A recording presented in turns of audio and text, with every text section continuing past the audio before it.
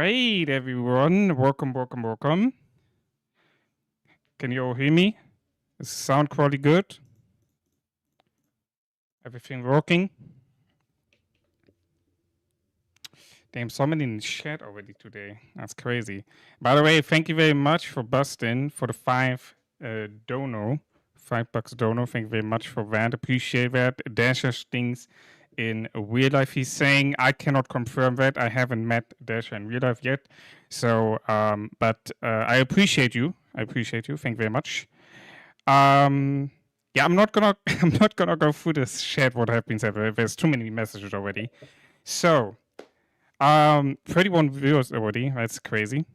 Welcome everyone. Hope you're all doing good. Hope you all had a great start into the weekend. We have a very interesting stream today. I have messaged Dasher and asked him if he would be down for an interview and doing a stream together. He said yes, and here we are. So I made it a little bit professional. For you all, so it is more enjoyable for you to watch. So we have on the top right the overview of today's stream, right? So we doing right now the intro. I'm letting everyone joining the stream, letting you all know what's going on today. Then we're gonna hop over to Discord. We welcoming Dasher here on this channel on this stream today. And then we're gonna slowly move forward towards the questions. But it's not gonna be like a typical interview, right? Which you know from a job or something. We're gonna do a very relaxed interview with random talk in between. You know, we're not gonna just dash down the fucking questions and then leave the stream after 30 minutes. No, we're not gonna do that. We're gonna have a chill stream today, guys. As you all know, we're gonna have some random talk in between. Dasher gonna show us also his fighting, what he have right now, or almost starting in KVK 2.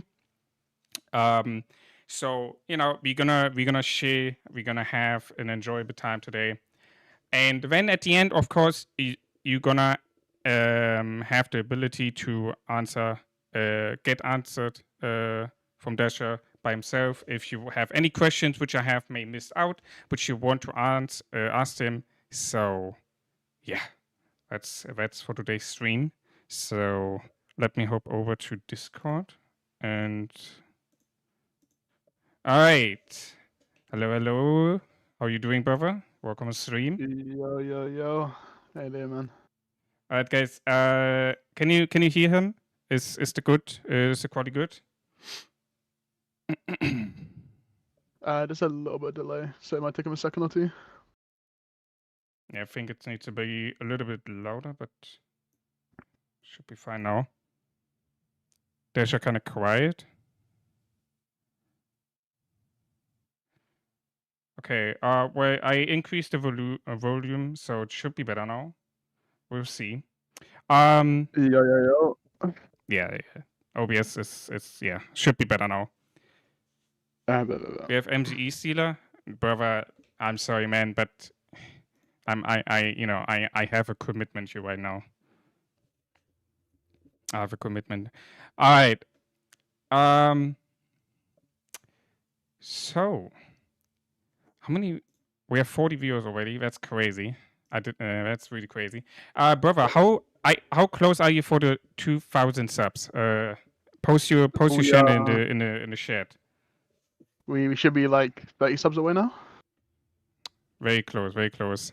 Yeah, go ahead, post your link, post your channel in the chat. I hope you should be able to do that. Yeah. There you go. All right, guys, everyone who didn't subscribe yet to Dasher, make sure to subscribe to him. He's doing some crazy fighting content for you on his stream. He's very close to the 2K subs. Maybe we can hit it today together. It would be very nice. But if not today, then for sure you will hit it in the next upcoming days.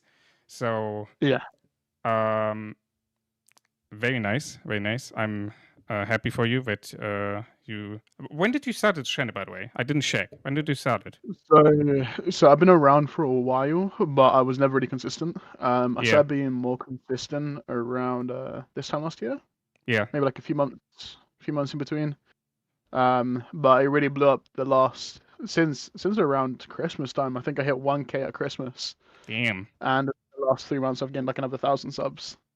That's crazy. I mean, yeah, the content, you know, the piloting for Mango's account, all of that helping, of course, because people love to see that.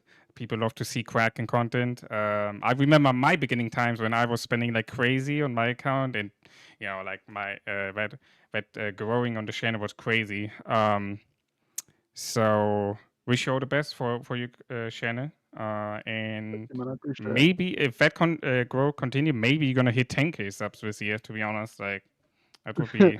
Hey, you never know. You Hopefully, never. man. Hey, if you Hopefully. grow in what in like 3 months, 4 months, 1K subs, should be possible.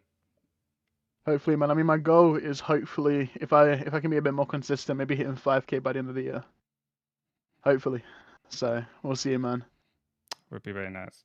All right, let me remove that picture. Oh shit, trader is going on here. Yeah. All these MGE sealers. All right. Well, nothing I can do there anyway. All right. So let me. There you go. There's, and then we're bringing up his stream. There you go. All right, guys. Hey, Asura, thank you very much for the donation. Thank you for your support. Appreciate you. A great podcast, by the way. Dasher and Limit are 165 centimeter tall. Hey, I like to hear that. I'm 174 centimeters tall. All You're right. fine, by the way. I'm 6'4". I'm 6'4". I'm 6'4". Damn it. All right. So you guys should see now the Discord stream from Dasher. It should be in real time. Let me know if there's any problem going on, guys. And let me. Yeah, we'll just say we're gonna start with the first question, right? Well, it's not really a question. So the first is give an intro to yourself. Like, let us know what you want to share, a little bit about your person, maybe. We started already with YouTube, right? So. Yeah. So for anyone who doesn't know me, I'm Dasher. I've been playing the game now, more competitively for the last 3 years or so. I pilot in a lot of the big Imperiums. So even right now, I'm piloting in 1606, for example. I've been piloting hardcore for the last year and a half. And yeah, basically, I take the game a bit more seriously than other people, unfortunately. But you know, Mm. for me is a really big thing. Is the community is what really brought me into it more. Yeah. Meeting a lot of the community, my followers, people which I've been in kingdoms with. So, for example, a lot of people in the chat now are people which I've been in multiple kingdoms with. I've known for the last year and a half. But yeah, basically, that's just a bit of me. If you guys enjoy a little bit, non-filtered stuff, hearing a little bit of swearing, raging, that's me all the way, man. Or that's where in the rating is on my stream also big. Like I don't fucking care. Like I just talk the way I talk. Like there's no family friendly here on this channel. And when I join, for example, Apple's stream, and he's like trying so hard, to be family friendly. I think I find it funny. I just talk the way I want to talk. I don't fucking care. And I don't know. I mean, In that's my probably how opinion, it it's just should be, more bro. open. It's just more being yourself, if that makes sense. Yeah, I mean, once again, that's the way how it should be. And the way how I see it is, at the end of the day, this game is a game, and yeah, you do have not necessarily like adults all playing this, but you should be true to yourself. And even though Lilith may or may not enjoy, necessarily swearing streams all the time, just be yourself, and then your community will find you. Yeah, yeah. Well, they definitely don't enjoy that. I'm pretty sure about that. But hey, you gotta respect, for those who trying to be family friendly because it makes sense. It makes sense. That I don't know. I just like it this way better. Welcome, by the way, to everyone who just joined the stream. Nice to have you all here. So yeah, thanks for giving an intro about yourself. Let's I mean, you kind of asked that, answered it already, but the next question would be, how did you ended up being part of Rise of Kingdoms? So I used to play. I played 5 years ago, and it wasn't really for me at the time. Yeah. So I stopped playing, and then a girl which I was dating at the time was actually the reason why I came back. She wanted to find a game that we could both play, so we started playing. We had a few jump projects together, and yeah, it kind of just evolved from there. Okay. Did you ever like stop Rise of Kingdoms in that time being, or did you like whenever you started, you like focus and you kept doing and going? So I took a bit of a break for like 3-4 months, and then I came back, but I came back specifically to only piloting. Mm. But I used to be a king in Kingdom 3310. Oh, really? Yeah, I was a king in 3310 from KVK 1 to midway through KVK 4, and then I Okay. had to leave due to other reasonings. But I had a 10 bill KP account there. Yeah. We were locked in. We were actually a really really good kingdom for a long time. Damn. I didn't know about that you maybe that's why you're so um how's that why I sympathize with you? Is that how you say that in English? I don't know. Like because Yeah, you were yeah. king. Uh, if people don't know, I'm king myself in Cold Rings. Right now I'm managing my third kingdom. Um, damn, I didn't know about that. Someone say I was king Yeah, of man. 3310. Stop capping. Bro, Limit's no good. I don't think Limit started around that time. I think he's a bit more of a newer player. But I love Limit. That's my boy. So you said you only pilot right now, like you don't have your own account anymore. Yeah, only pilot. So from so if you know how to play a Blackstone, Blackstone, Blackstone, yeah. So the big Blackstone one, from right? 3560. I know there are two Blackstones. The big one from 3560. He's really good friends with Apo. Ah, okay. And Yeah, so that Blackstone, I was like best friends with him. I started piloting for him, yeah, and it kind of became a thing where I was piloting for him so much that I was basically running his account anyway for a decent amount of time. okay. So that's kind of when I got into just so the way how we call it is we call it account care piloting. Mm-hmm. So I started account care piloting for Blackstone, and it kind of just evolved from there. I've always found myself a gig where I'm account caring at the same time, or I'm so heavily piloting in multiple KVKs, it's never really been enough time for me to also have my own account. Yeah. Understandable. I mean, I don't know. I personally prefer to have my own account, and when I see it growing, I see the achievements which I make on the account, the KP which I get by myself. I can understand why people get pilots, and I have nothing against pilots, personally.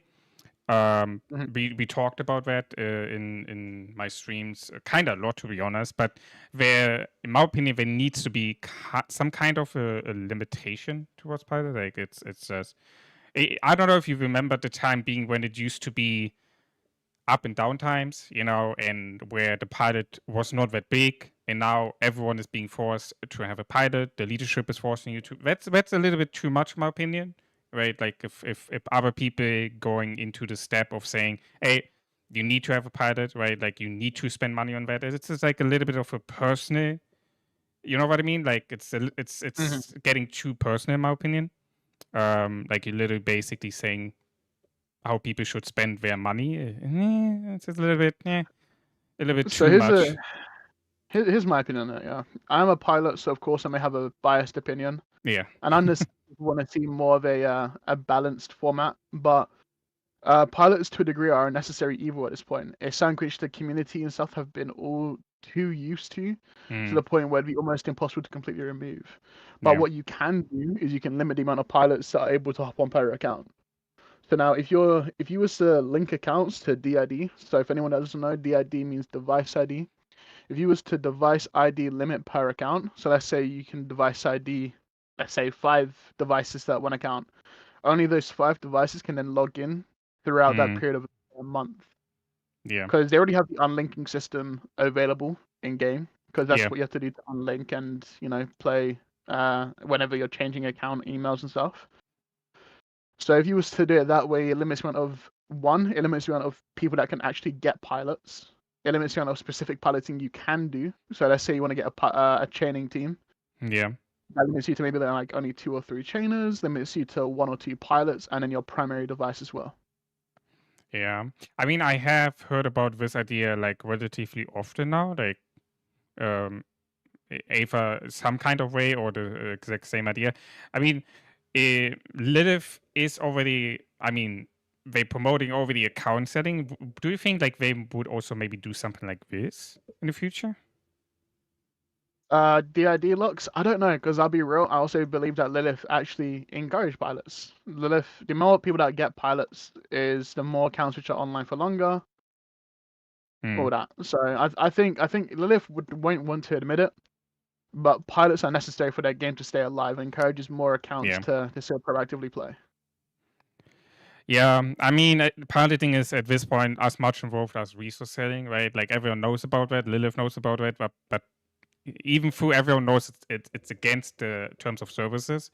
I mean, literally, it's stated there like don't share your account logins, don't buy or trade anything in game outside of the game with like a different currency or something like that. But Lilith can do something and won't do something against that because if they would do so and limit that or ban that completely, then the game would literally die. So I get that. I get that point. It's just very interesting because whenever I stopped playing Rise of Kings a couple of years ago, and then came back, this piloting thing was out of nothing so big. Like it was new to me when I came back, and because I remember the times being when piloting was like a rare thing, and we had like at that time Guan being in the meta, and Boudica just came out, and ZA just came out, so at that time being I was like around stopping, and at that time being the piloting was not as much of a big thing, but it was very very surprising and interesting how over I think like 2 years, 3 years, it completely shifted, and now piloting is such a big thing that they literally putting up a war frenzy limitation, to kind of limit the accounts being played on. So it's very interesting.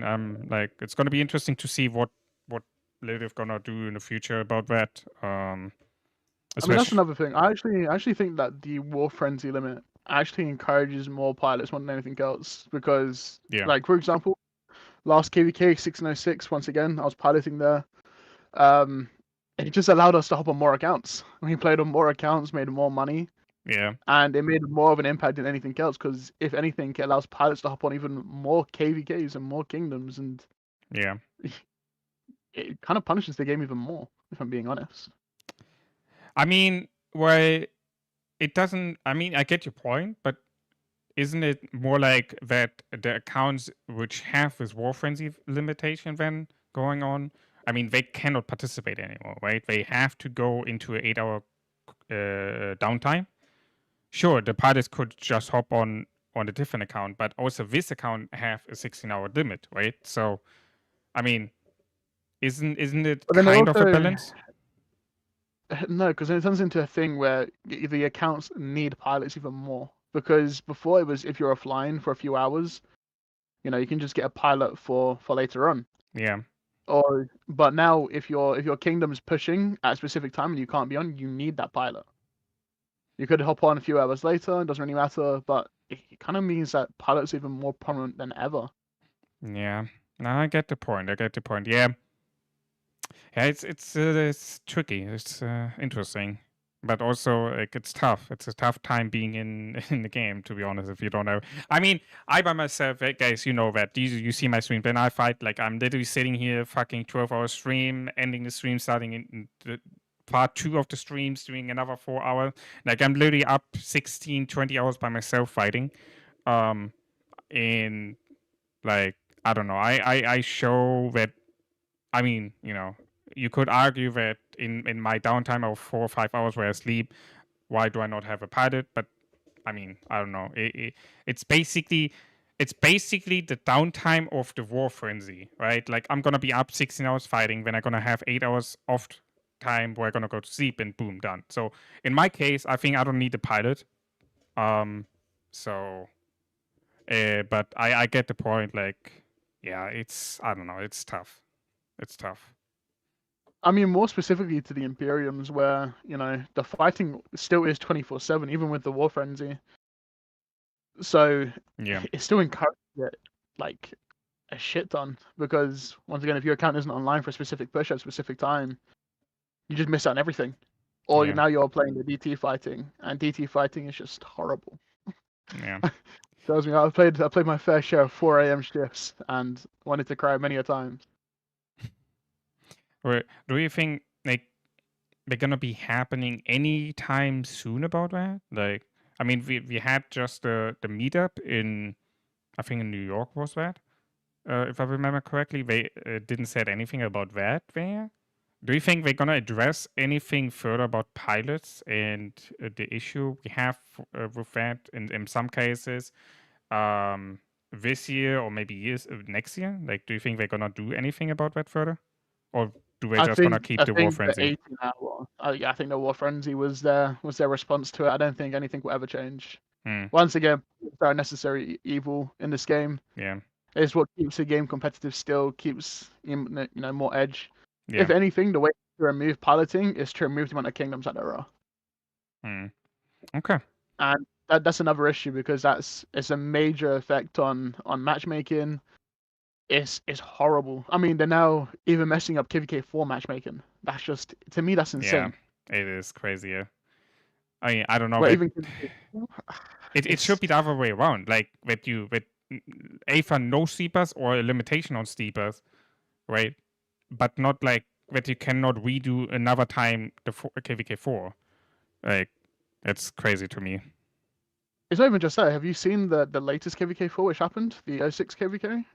They ruined it. There was 18, which was the second biggest kingdom in terms of power and KP. Oh yeah, yeah. I run a completely different KVK map. Damn. And this is KVK4. They're messing up matchmaking for KVK4, not even introducing the sleeper issue on top of that as well. And I mean the I match. just think, I don't know. The matchmaking was before that already like kind of fucked up.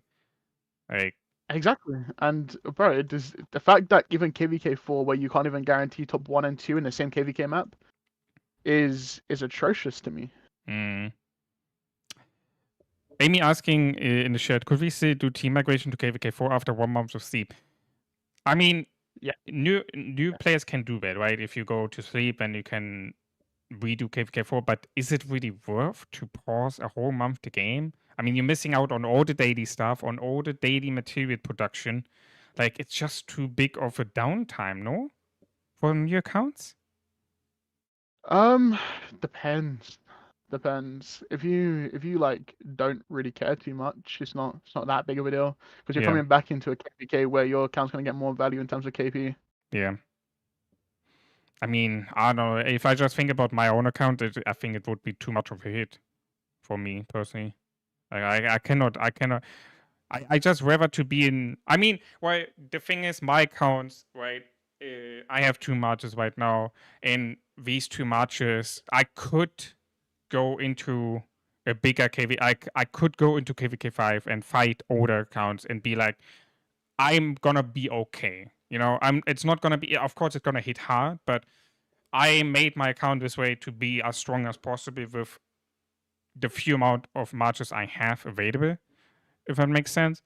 Because of the purpose, I knew that at some point I will meet these old Krakens, these old free-to-play who just have better accounts, and I cannot do anything against that, right? So why would I push like 3-4 matches when my gear gonna be epic, for example? It makes no sense to me. So, but Wouldn't even be even more of a reasoning that after you repeat KVK4 and your account gets a bit more older, so you're able to get more KP and more preparation where you wouldn't yeah, potentially repeat, and that way you can catch up on the missed KP that once again you missed out on when your account was younger.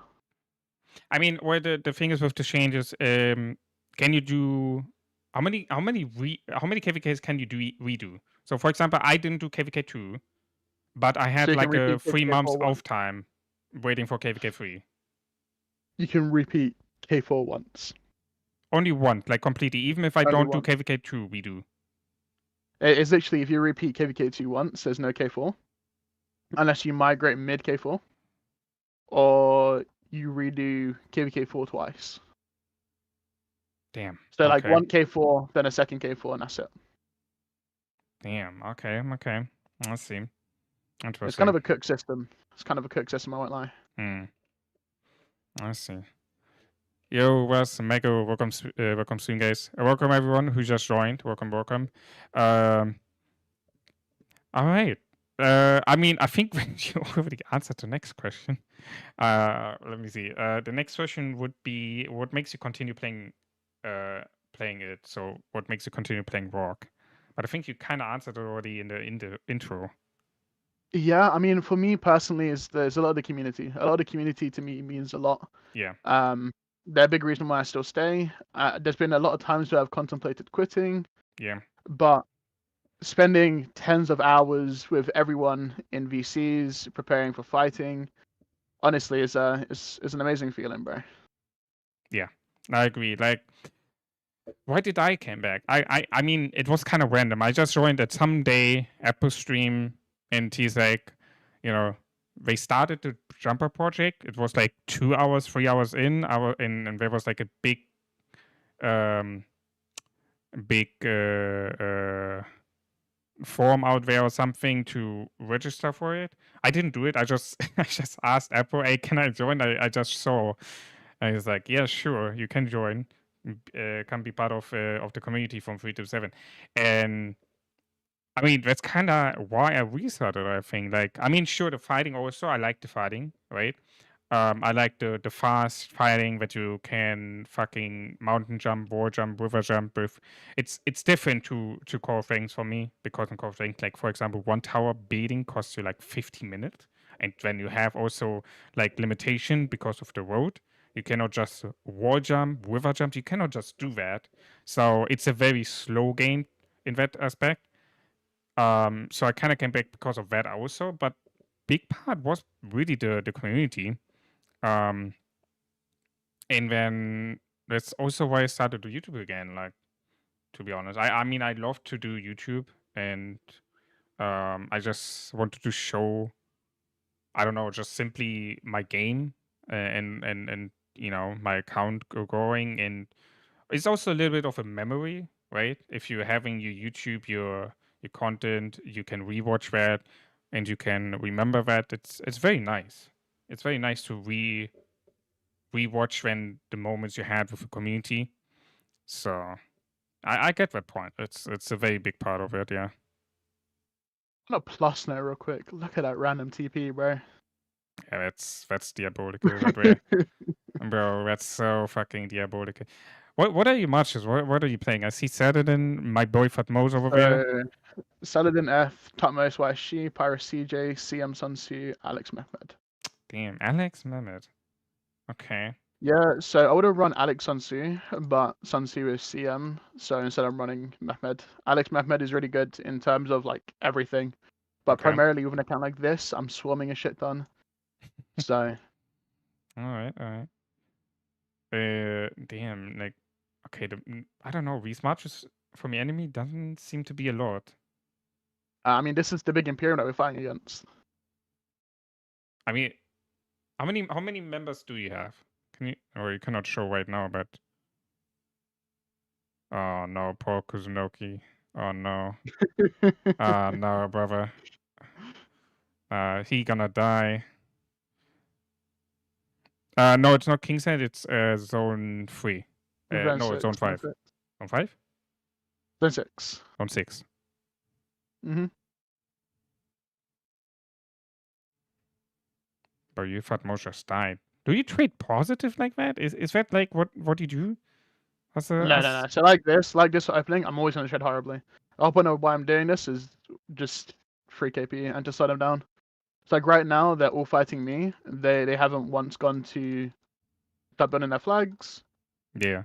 And you know, our kingdom's already building. I mean, I'm always wondering when people doing that type of fighting, running into murder boy. I mean, it must be just literally to, I don't know.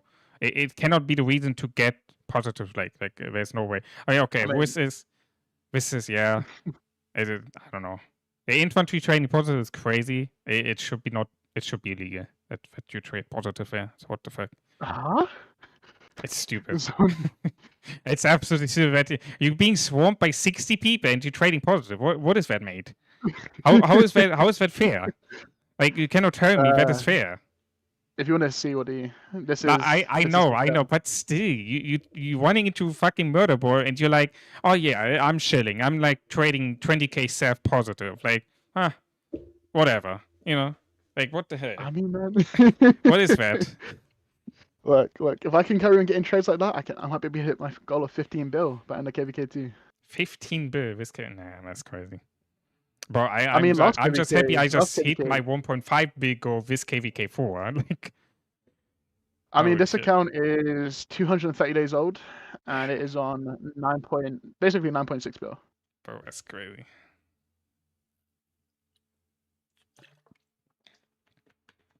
I got really lucky that consistently every KVK I've hit around 5 bill KP.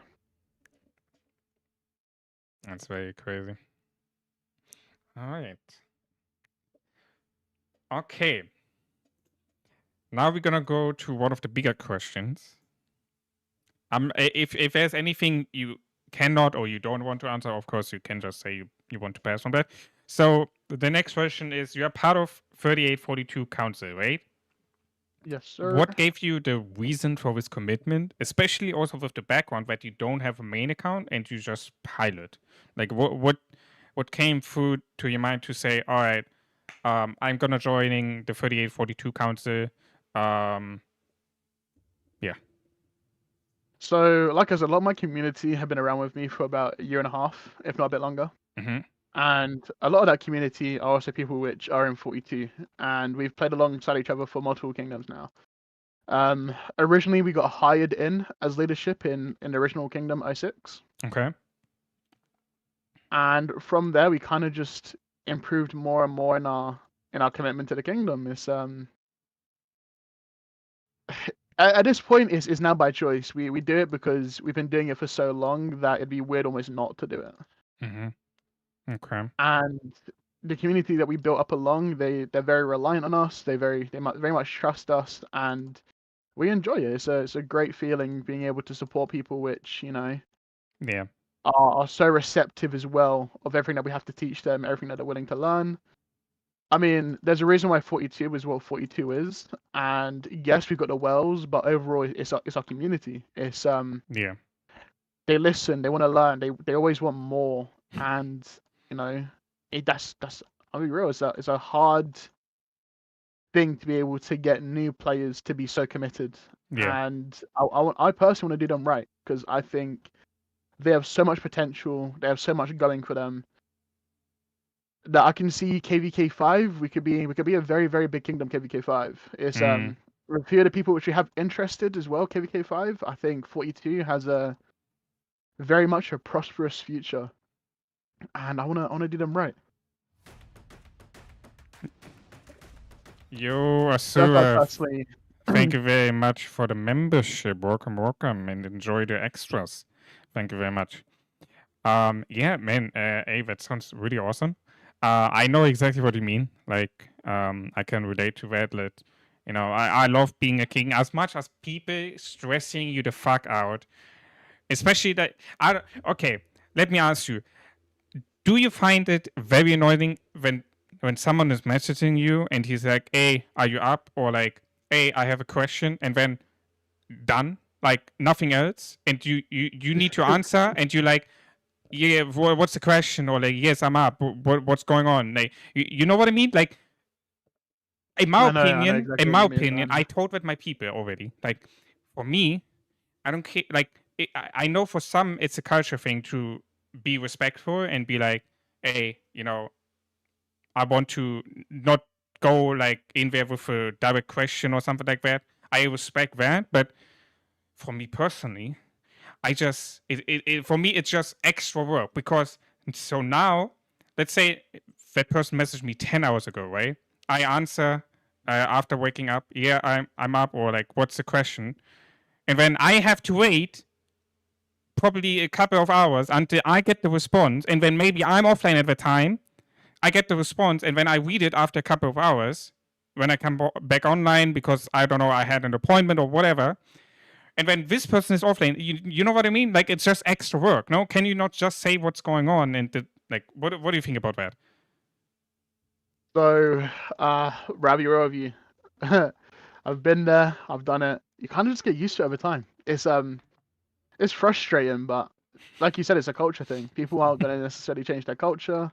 Mm-hmm. People are raised within a certain way, Yeah. and yes, it would be easy if they just ask their questions and get over and done with. But that's also why you have R4s. They have delegations. Yeah. So at least for me, it's not really that big of a deal. It's if I'm not online, I have people in place which people can ask and get answers from.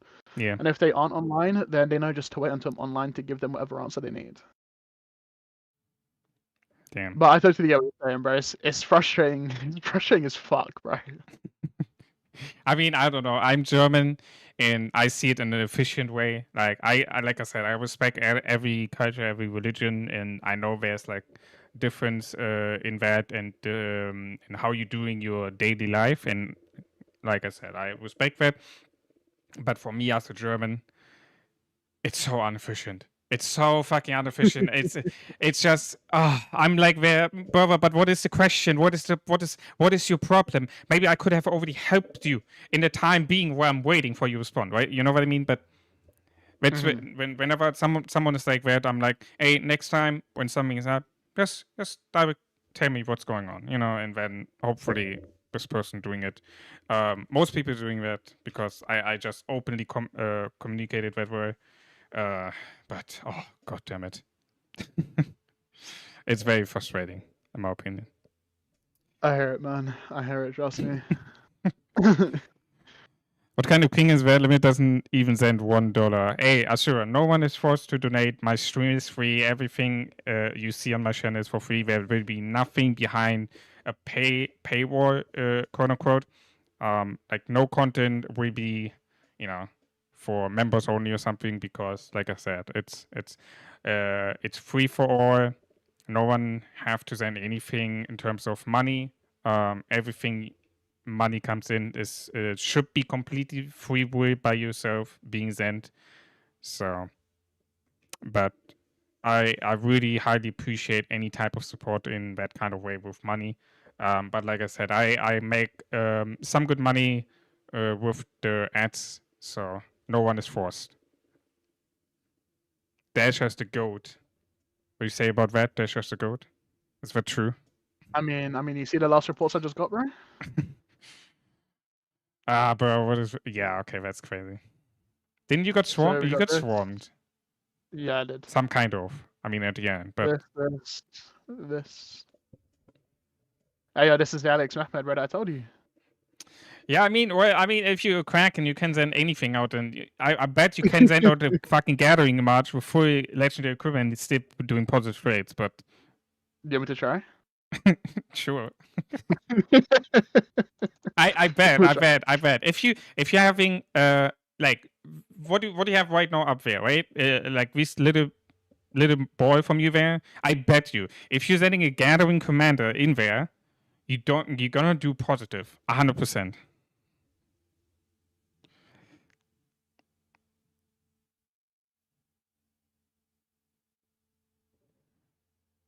Sabo, we're gonna ask, like, it's kind of okay. Sabo, we're asking about 3842 KVK4. What do you think? I mean, That's what I want. Hold on. No, we're gonna ask that later, Sabo, because I want to talk about the KVK anyway from 3842. So we're gonna do that.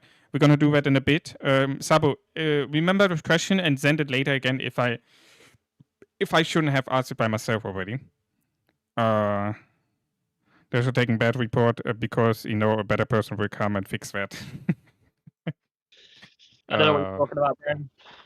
I'd never take bad reports. Only good ones. How's this KVK going? Yeah, true. How's this KVK going right there, which you're playing? So this one is a 2v6. 2v6. So, yeah. How's the team? We're the two. So it's us and a Kingdom 27 versus everyone else. Where's 27 on the bottom right on the map, or? Yeah, bottom right. So it's basically right now left versus right. Left was where the Kingdom in the middle is just that, or not?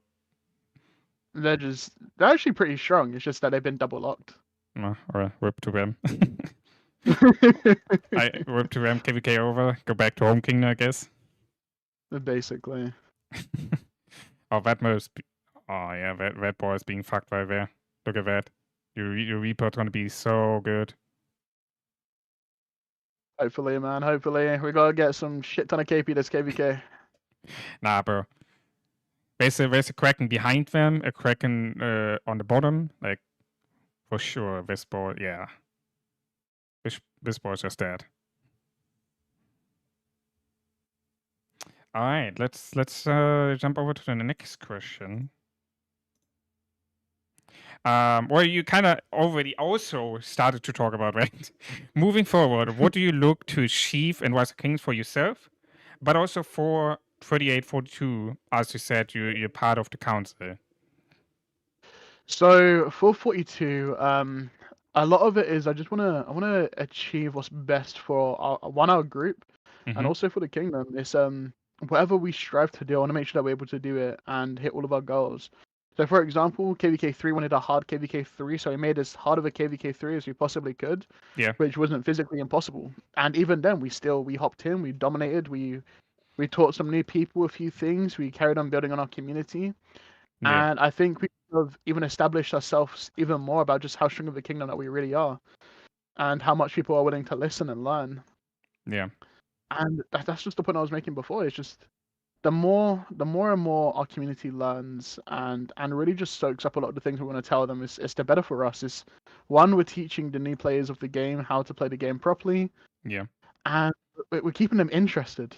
That's what I want. I want more people interested in the game early on, because there's so much potential, much potential in the game early on, and it's actually such a shame that the current state of the game makes people who are brand new less and less interested in staying. So if there's ways that we can keep more and more people interested, I'm more than happy to do it. I'm more than happy to try and teach more people, create more of a community, and just build on it. The big thing, I want to build on it. Okay. So that's what I want overall, personally. Okay. Sounds very nice. By the way, guys, I don't know why. I'm just seeing it on my stream.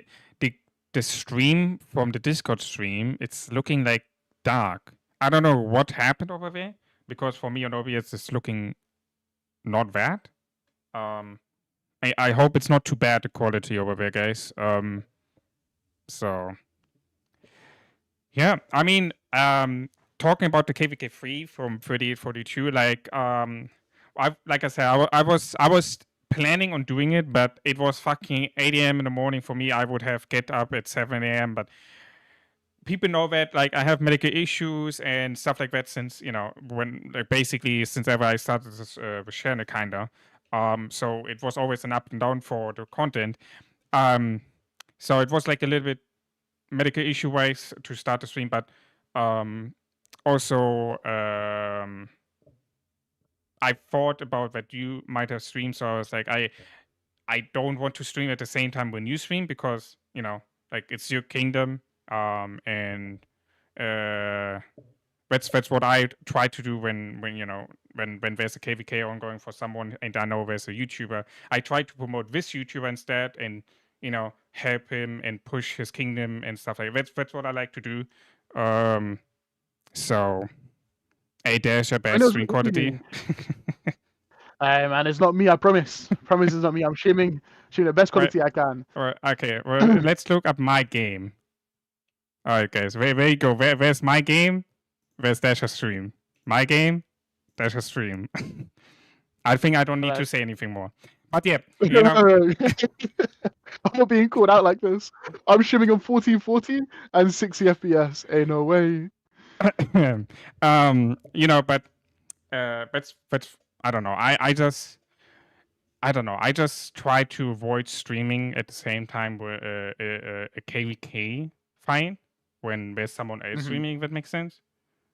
Yeah, it definitely does. I mean, it's gonna sound kind of greedy and messed up, but unfortunately, that's just part of the game, man. It's there's a lot of content creators. So, for example, we have YouTubers doing 42, but we all stream, and we just whenever we end stream, we just encourage as many people as possible to go over to other streams, build all of our communities up at the same time. So, I mean, I appreciate you not doing it and also encouraging people to come over to me. It means a lot. I mean, for anyone that wasn't around for the King's End stream, we ended up hitting 5K views overall. It was a really good stream. Really good stream. It wasn't even for that long. I think it was for 9 hours, and we had a really good time. Yep. I mean, but that's what we can really ask for. Like good time and good KP. Yeah. Like you said, like we have a lot of content creator, and I think if we all help out a little bit each other, it would be. I mean, I just saw Shisko, for example. He's like on a vacation. He just dropped a video like a couple hours ago. And he said like he's bringing different content creators on his channel, like stuff like that, right? You're giving other content creators a chance to do content on his channel and then promote those YouTubers. Like that's awesome. I think we need more stuff like this where we help out as a community each other, and as content creators each other out. And because part of this game is, I think number one part of this game is literally the community, and with that also obviously then the content creator, which are driving forward the community aspect, and making promotion for the game and bringing people together and forming communities, like for example 327 with Apple. So yeah, that's what And especially of like our smaller YouTubers, man. Like people like me and you. I know quite a few of our like smaller content creators are very, very close knit, and we all try and help each other out whenever it's possible. And honestly, it's a great feeling. So, for example, like a big streamer like Gumbo, brand new at streaming, YouTuber, but he popped off. Bro's like hit 3K in less than a few months. And me and him talk daily. We both try and shout each other out. It's a type of relationship which isn't really seen too often anymore, especially with like younger content creators in Rise of Kingdoms. A lot of the older community are very close knit. Yeah. But I'm gonna be real. It almost feels like a new generation of content creators, especially for Rise of Kingdoms, is coming, and it's a great thing to see. Yeah. There's almost a specific content creator out there for everything that you need. I agree. Yeah, I agree. People will stick more on the game if Liv was not that greedy. The power creep is insane, plus the pilot issues. Every functioner don't have 16 hours to fight on the game per day straight. Well, I kind of see the problem of what you're saying and mentioning with that. But at the end, I can just recommend everyone to look at other strategy building games out there on the market. And then you're going to realize very, very quick that Rise of Kingdoms and Call of Dragons, they are not pay to win greedy. There are literally games out there where you could spend 100K and you could lose it literally in 5 seconds. I'm not even joking. There are literally games out there, strategy building games where you build up your account and you literally can be zeroed within 5 seconds. You cannot do anything about that. And 100K gone. Like literally just gone. And I get the point when, there's a new thing being implemented, when there's a thing getting put into the game where it's gonna cost you money. I get that, and I'm on that part as well. Like obviously it's gonna hurt, and I understand that, but at the end, their company, they need to make some kind of money in some way, and There is, of course, fucked up situations. Don't get me wrong. Like, for example, with these new formation, like Wedge 2 formation, for example, like it's too much, right? I showed was comment on the other stream. Like, I just completely agree with what he said, and it's too much, right? But at the end, we also need to understand that this game is, for example, for free. They need to run the servers. They need to run the people behind that who creating the game, who working normally, like they also need to be paid. Like there's a lot of payment which we don't see. So I'm just not as harsh looking into that because at the end, I always remind myself of at the end it's a free game which you can download. You don't need to spend a dice on this game. And they need to look forward to make some kind of money, to keep the game running. So, yeah. Is this KVK 2? Yeah, that's KVK 2. Yeah, sure. Ask about Super Cow. Well, okay. Talking about the KVK 3. I mean, I was kind of looking, like I was half watching, but every time when I was watching the stream or looking by myself in game, what did I saw? I saw you guys push back 52, 57, 35, and the green one. I don't know which kingdom that is. So I literally No, that was saw you all 49. being. We pushed all 4 kingdoms at the same time at one point. Yes. Yeah. I saw you guys had a murder boy at 35, which was the same size of 35 entire murder boy. Then you had people on top fighting 52, and you had people on top fighting 57, all at the same time. You guys had like probably like around 300, 400 marchers on the field in that Kingstand at all times. Like, what the fuck? Like, you guys were fighting 3 Imperial Kingdoms, by the way. Like, it was a 2 versus 3 Imperial KVK. Yeah, and we were fighting all 3 Imperiums at the same time and beating all their garrisons and rallies at the same time. Yeah, like what the fuck? What did what did just happen there? Can you explain a little bit? Like how wasn't 35 supposed to be the other strong kingdom in that KVK? Yeah. Yeah. Or, where, Yeah. I mean, Bro, I don't know what to tell you. I don't know what to tell you, bro. They're just poop. I mean, by all rights, we should have got smoked. yeah, they're just yeah. really bad at planning. So there will be questions about this, and I'll answer this as honestly and truthfully as I can. Me and Limit were the main Diplo leads for 42. Yeah. It was my ultimate call to do the 51 as allies, and we do a hard KVK. Because as much as we have trust in 42, yeah, we're going into this KVK acknowledging we're fighting 3 other Imperiums. Oh shit. Oops. Yeah, we know we're fighting 3 other Imperiums. And we just expected a lot more from them because from our previous experiences, they were also pretty good kingdoms. Yeah. Like we saw their performance, we saw them fight for. So they did their own KVK2, and during their own KVK2, they fought for 5 days straight. So we watched, we made sure that we made it as fair as possible. Yeah. They all had really good migrations in, and it was just a planning horror. You think it was really just the planning overall? Do you think like that was the key?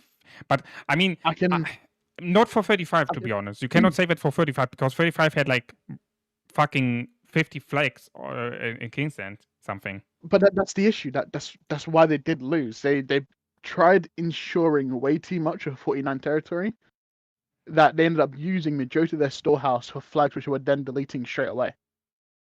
And then because of what they did, 49 had no backup flags for entrance. And it led to 49 ultimately being alone for a large majority of it. Because now 35 are connecting. 35 literally spread themselves so thin off rip. Because within the first 5 flags, they're connecting to us. They were building super slow. They connected to us. They connected to 49, and they connected to 41. Yeah. Yeah, they can push 41 as hard as they can, but no matter what, they're still connected to another kingdom. Yeah. It was just a horrible territory plan. It would have been so much better if they just, it's gonna sound fucked up, let 49 get fucked and just hard focused 41 and then hard push 51. I mean, we're Yeah, we would have also been there, but they would have had the TP advantage, and then we would have also been spread. hmm. Why? And then they also advised 57 to do a wall hop, but have 52 cut them off. Yeah. So 57 had no TP space. It was plunder after plunder after poor planning, poor leadership, and once again, in every right, if they had just planned a little bit better, that Mm. Kingsland should have been an 18-hour long Kingsland. 18. Oh, damn. I would have said that Kingsland would have been 18 hours long, Mm. but Oh, they fumbled it. It was just poor planning. that's crazy. And I it ruined the mean, KVK, man. It ruined the well, KVK, it really did. yeah. Well, I mean, I was like, when I saw they bid it on both sides, I was like, okay. I mean, I kind of get the idea. You know, they're an extra, technically an extra Imperium. I looked at all the power in like 52, 57. They weren't that much far from you. Like, that was like a billion, 1.5 billion diff. Like, it wasn't that much of a diff where you could say, okay, they're getting technically like what happened. Like, they would get steamrolled like that crazy. You know, you wouldn't have said it based on the power. And then 35 would be the extra Imperium with supercar on it, and they could be like beating on both sides, in pushing both the non-Imperiums with the green one, together, right? That's how I saw what they tried to do. But for some reason, the two top Imperial kingdoms, 52 and 57, they had like nothing. Like, it was not even close. Like, I saw the first murderball fight for between you and 52, and like, you guys lost like no marches. Like, it wasn't even close. And then 35, I looked at 35, and like, at some point I was like, where the fuck is 35? Like, where the fuck are these marches? I literally was They just looking random around on the TP'd. map and I They couldn't see random them. TP'd. They random TP'd the whole kingdom. That's crazy. I don't know. And this is another thing. We had a lot of people in 42 complaining and asking us why aren't we random TPing, and that was the exact reason why. We didn't random TP. We managed to beat 52. We then managed to move our entire ball. We managed to split our ball actually. We managed to half our ball up by 52, Yeah. securing the advantage. And then go even further right and start beating 57 for 51. Yep. So 51 then also had a TP advantage. Yep. Now 51 isn't a weak kingdom by all means. They're a really strong kingdom. Yeah. Really disciplined, and they had a lot of support from us as well. And it was just a fact of, because 35 had no ball, they had no way to support any of their kingdoms. They were just KP chasing, and it allowed us to get TP advantages. And as soon as we had a TP advantage, it was kind of a win for us straight away. It was done, man. Yeah. 57 had no TPs, so there was no way for them to ever gain field and hold on their territory. We always had field control everywhere. Yeah. And we just bullied them everywhere. There's never a point where we were kind of worried about, we might lose here, we might not win. We just walked. We walked and smoked everywhere, everyone, everywhere. Yeah, it was crazy. Really crazy. I don't know. I expected more, to be honest. Like, if you would tell me like who would won, I would not know any one of these kingdoms. I would be like, 2 versus 3 Imperiums. Who gonna win? I would be like, yeah, I mean, well, the 3 Imperiums, right? Like, I mean, the 3 Imperiums. I mean, even Matthew did, bro. Matthew had a video going through our KVK. He said that he thinks we will lose, and we won in 6 hours. It was just, I don't know. I think our preparation and organization as a kingdom and a camp was just superior to everyone else. Yeah. I mean, I'm pretty sure we had one of the fastest fort building times for the first quest in KVK 3 ever. I think we managed to build all 15 fort. No, sorry, it was like 50. So it must have been like 25. It was like 25 or 30 forts, and we built all of them within 4.5 hours. Damn. That's So that really meant crazy. overall we had 18 hours of lunar buff.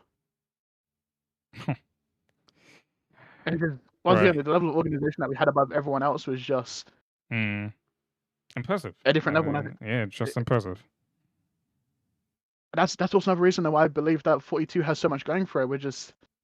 We're a kingdom which is pushed so heavily on the organization, the account preparation. Yeah. I mean, it's quite common that you'll see me and other pilots from like high SOC just sit in VC with people all day long and give account advice, account coaching, account progression advice, what equipment you should go, all of it, and we do it constantly. And it's the fact that they have that level of availability 24/7, which I think really gives our kingdom also a massive edge. Because yes, we use pilots, yes, we encourage pilots, but we're also a kingdom that's building a community with more than just our KVK4 brackets, but with the big kingdoms, the big players overall. We're kind of fast forwarding the kingdom to reality of what SOC's going to be like. Yeah. And I think that's just a big thing. Yeah. I mean, I'm very excited for this KVK4. I'm looking forward for that. Hopefully, our opponent's gonna be okay. Well, do you think a 1v3 could happen in KVK4? Like after this performance in KVK3, the king is gonna be like, whoever gonna end up with us on the KVK4, they're gonna be like, oh fuck this shit, we're gonna 1v3 you. You think that could generally happen? I think it depends on the campmates. Mm. And so, like I said in the very beginning, Lilith already fucking KVK4 matchmaking. Mm. There's a chance of how bad Lilith matchmaking is. There's a chance that we might not even see 35. I mean, And yeah. To me, it's crazy. I can even say that. But well, it's I mean, yeah, it's already out, right? Like at Supercar is bringing like there was like a picture or like a I don't know where they have like 7, 8 sleepers accounts, something like that. So in that one screenshot, it's 350 billion KP worth of accounts. That's holy shit. That's crazy. But you know what? I'm also just not that worried about it. Maybe I sound egotistical saying it. Maybe I sound a bit fucked up. At the end, right? It's gonna be like what, 7 accounts, 8 accounts from him, but they can only bring out 7 maximum modules, right? Like there's a limitation. So if our overall activity gonna be better, then it doesn't matter. Then he's just gonna get swarmed down, and like he can do only so much by himself. I think once again we're just better prepared. I mean, they only have 2 max shells. For KVK4, we'll have 7. Yeah. We allow us to have so many more possibilities and opportunities that allows us as a kingdom to be able to do a lot more with a lot more possibilities. Yeah. Now, don't get me wrong, I want to do a KVK, which is going to be the most fun, most KP potential, but I'm also want to do a realistic KVK. I want to make sure that no matter what, we have good KVKs, good relationships with everyone. I mean, we already do. I know a lot of people like to very much praise 42. And for that, I'm super appreciative. Yeah, I think we all are. It gives us a really big confidence boost knowing that everyone sees 42 within this great light. Yeah. Yep. But we're still realistic about it. It's this KVK. I'll be real. I probably undermined and underestimated 42. We probably could have done a much more difficult KVK. Okay. But a lot of our success came down to, once again, poor planning from the enemy side. Now, situations were slightly different. I could see this KVK being a lot more different as well. Yeah. Could have been, yeah. There could have been a lot of situations happen there which could have completely turned this 2 versus 3 Imperium in a complete different shape. Yeah. I mean, like you said, like territory planning, like one big thing, right? The biggest thing for KVK3 Kingston is literally the territory planning. And if you don't do that correctly, then yeah, it's just fucked up. So I mean, we were just way better organized. I mean, we had everyone that wasn't Vive marching with 100k marches to help build a shit ton of flags. We managed to build 6 flags all at the same time and had all of them filled straight away. Mm. And then every flag that we did, it was never a problem getting fillers to building it. And then on top of that, we had fillers constantly TPing up. We literally, even our rallies and garrisons, half the time were filled with fillers. People were struggling to fill rallies and garrisons because our fillers were filling it too fast. Damn. It ended up coming down to if we wanted deads, we had to swarm. And that's what allowed us to have even more of an advantage. We had a lot of things going for us in terms of preparation for this KVK. Yeah. Which I think a lot of people undermine and don't actually appreciate as much as they should do. Yeah, very impressive. Very impressive. I'm looking forward for this KVK phone. I mean, bro, I hope you're ready to take a lot of deads, man, because we're gonna be going crazy. Anyone know why 19 isn't beating? Yeah, why is Pink not beating? I mean, I see you guys are there, but why are they not beating? Like, what's going on? Like, couldn't they just still beat?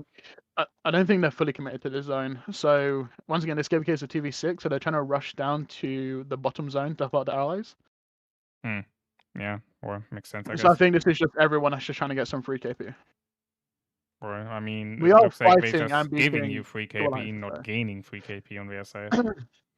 Yeah, I mean, we are also fighting 2 of them in alliances right now as well. What kingdom is Yeah, this no, KVK 2. right now? What kingdom are you in there? 3913. Alright, 39. Oh, Blondie said, yeah, never mind. Okay. Alright. Let's go to the next question, which is a little bit of maybe you don't want to answer that. So, as you all know, nothing lasts forever. What would you do if 3842 ends up dying or you have to leave for whatever reason? So if it was I had to leave because I'm getting more preoccupied with other piloting gigs or anything in particular, I'm still going to be there. No matter what, I'll always make sure to put my head in, provide as much support as I possibly can, and just ultimately try and always build that community because that community means so much to me. Yeah. But even if the kingdom dies, like I said, it's the community just means too much. No matter what, I think we would always move together somewhere. Yeah. Or our progression plans will always intertwine and involve one another. And I think that's just the big thing about it is like, no matter what, I have the confidence that we'll always, to a degree, be a part of each other's stories and just promoting growth within one another, man. Personally. Sounds good. How big is this group? Or the So the community? main 42 group, the main 42 group is from 0506, which is roughly right now only about like 30 players. Okay. But I'll be real, I kind of see the whole kingdom at this point a part of our group. Mm-hmm. A lot of us from 06 made a lot of really good friends within 42, like the native 42 players. Yeah. And now even new migrants coming in. Like we VC with some migrants daily. We speak to them all the time. We always have tech chats with one another. Is a big part of our migration as well. Is a lot of people probably overthink it. Is even just interacting and building more of a vocal community. So we always try and VC with our migrants, make sure our migrants have Discord, because for the most part, man, is a kingdom is only as good as its community. And if your community's poo-poo, you know, you're not gonna have people shopping VCs, gonna have less communication, and ultimately, I mean, as we proved this KVK, communication is the key of winning. Yeah. I mean, I'm pretty sure there's a screenshot with us in our first Ruins fight with over 100 people in our VC alone. And we're only 130 mains in our kingdom. Damn. That's crazy. So there's only 30 people that weren't in VC. And we have people which are Chinese, Turkish, for example, that physically can't join VC. Yeah. That's very impressive. Over 100 people? Over 100 people, man, for a KVK 3 Ruins fight. That's really crazy. That's a big commitment right there from that kingdom. Like getting so many people in there, that's really crazy. Really, really crazy. I mean, back to my earlier point about just building like their knowledge and the experience for early doors is we even have a coalition Discord server. So we're even trying to build people's knowledge on how coalition Discord server is going to go. The fact you have to rename yourself, the piloting channels, the rally garrisons, the swarming tips, all of it. We're encouraging the early knowledge and early growth already, so everyone is like knowledgeable and knows what to expect, whether or not they stay in 42 or not. Yeah. It's just, it's so big, and people underestimate how much like it truly matters. Just being in the know. No, I get what you mean. Like being visibly there for people and like not only in game but also like outside of the game, like showing, giving tips, being in BC, like it matters a lot, especially when when the leadership is doing that. Like it just matters, and when people join, and when also not just joining VC when you have like a war going on or something, but also like outside of when something is happening in the game, and like just share together, like random talk, or like you said, doing account coaching, or like doing a movie night or playing other games together. Like that just built up the community so much. So it's having such a big impact, which I think a lot of kingdoms don't do that much, to be honest.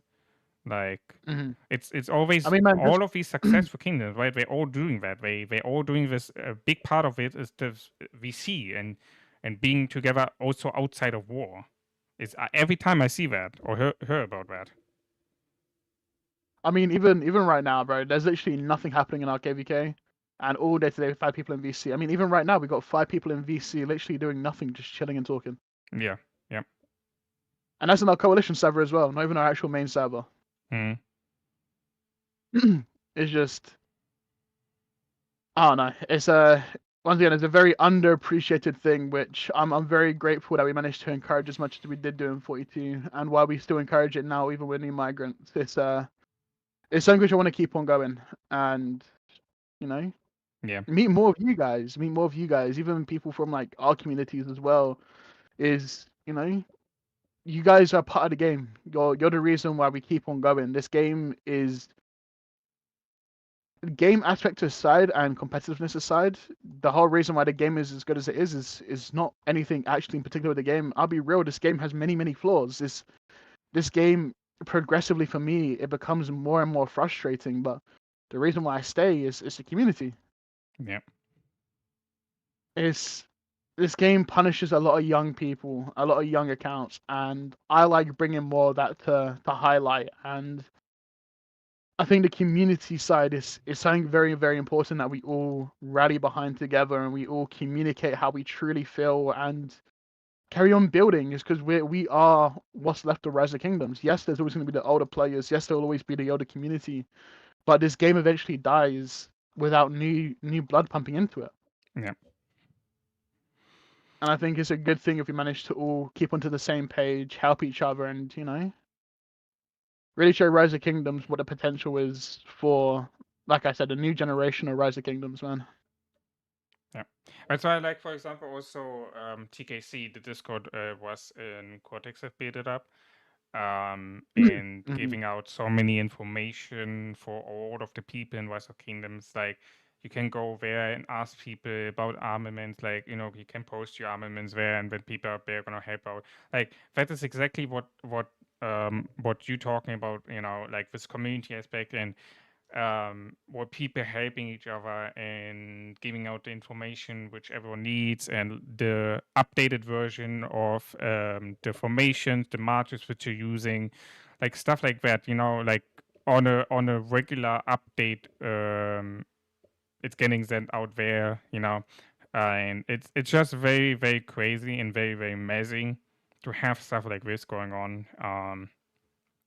And a lot of people appreciate that, but there's also a lot of people who don't appreciate that, or like generally don't care about that, and it's a little bit sad because you know it's such a big part of it. And I think if you would appreciate that and look into that and see how much information is there, like I got so many information from TKC, for example, you know it it's so nice. It's so nice to have this stuff available in, like, I don't know.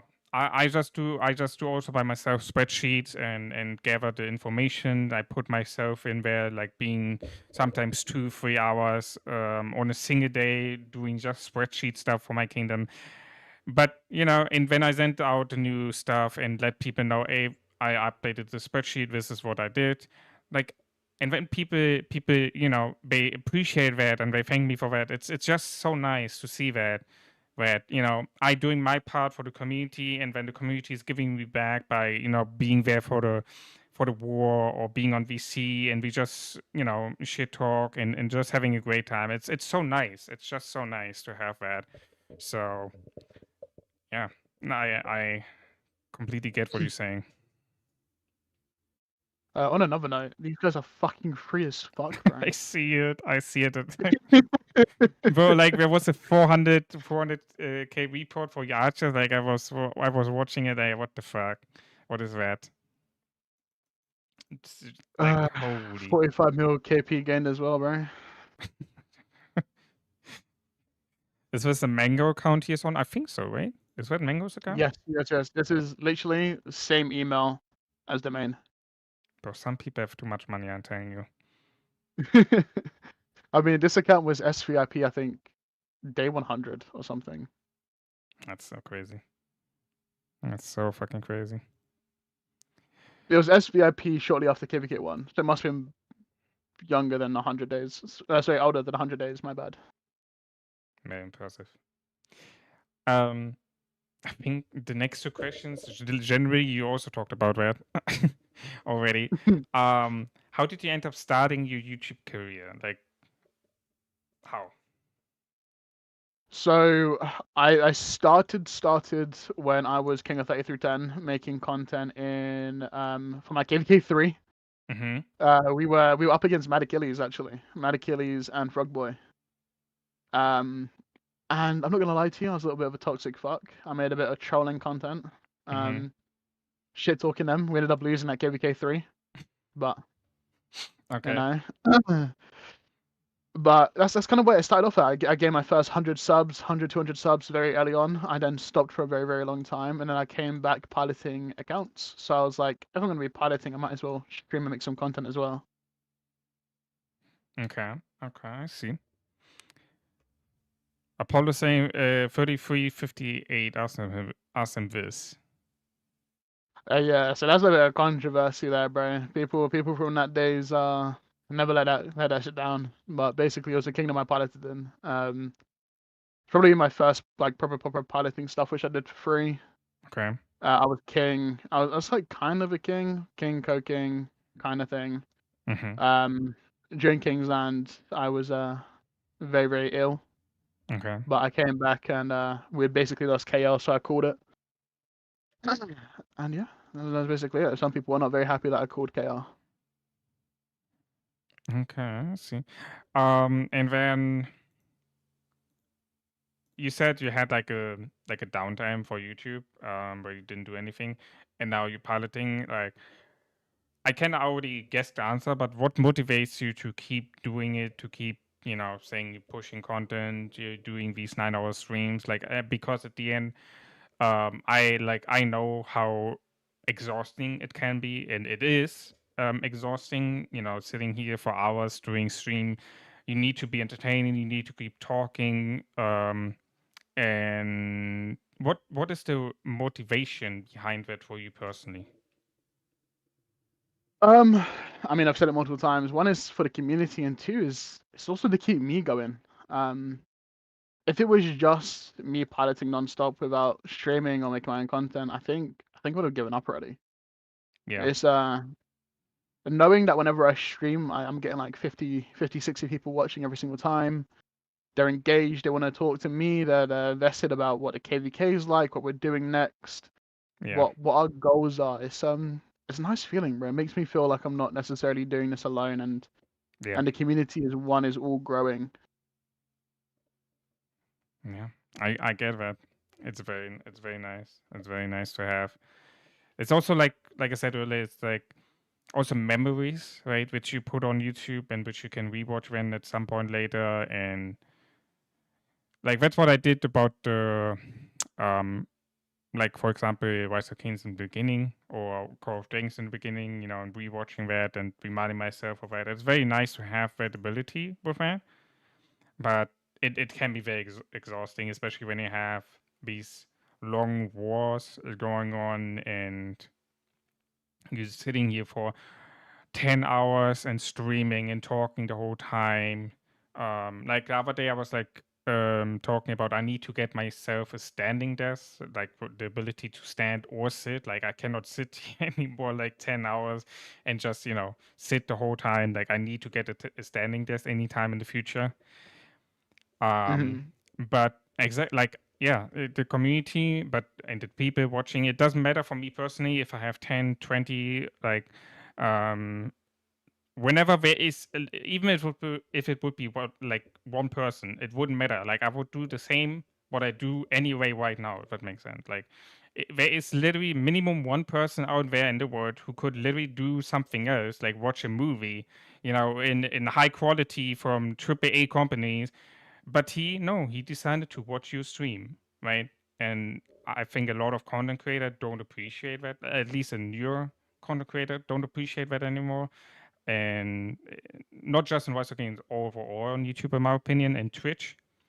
And Mm-hmm. I find that very, very disrespectful towards that. Like, I mean, people get lost in the numbers, bro. It's yeah, yeah, I'm not gonna say which specific content creator in Rise of Kingdoms, but we had a little playful competition, which then it kind of turned personal, bro. He got kind of upset he lost, and people see it as numbers, not actual people. And at the end of the day, it's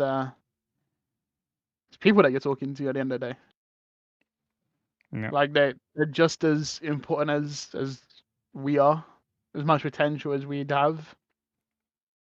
Like we're not that special. yeah. Yeah, just a regular guy streaming. Just streaming the game. Hey, bro, I'm not, I'm not doing something special, but here we are, people watching. Like, and that's why I appreciate that so much. It's crazy to me. Like, that there are people out there who deciding to watch the stream and find me entertaining, what I'm doing on the stream entertaining. It's very crazy. And like I cannot believe it. Like when I started with 16 years old, 15, 16 years old, going into the scene and starting content creation.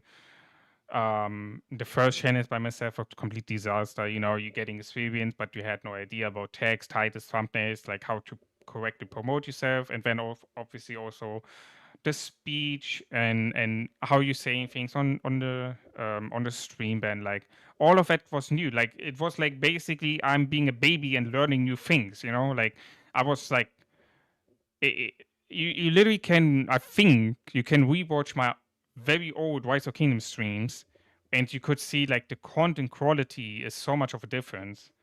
And like even when like I see, like I watched, I don't know, a couple months ago my very old streams from the old channels. I was like, oh my god, good that I have this shit turned off and no one gonna ever see that again because it's fucking embarrassing. You know what I mean? Like, oh my god, holy.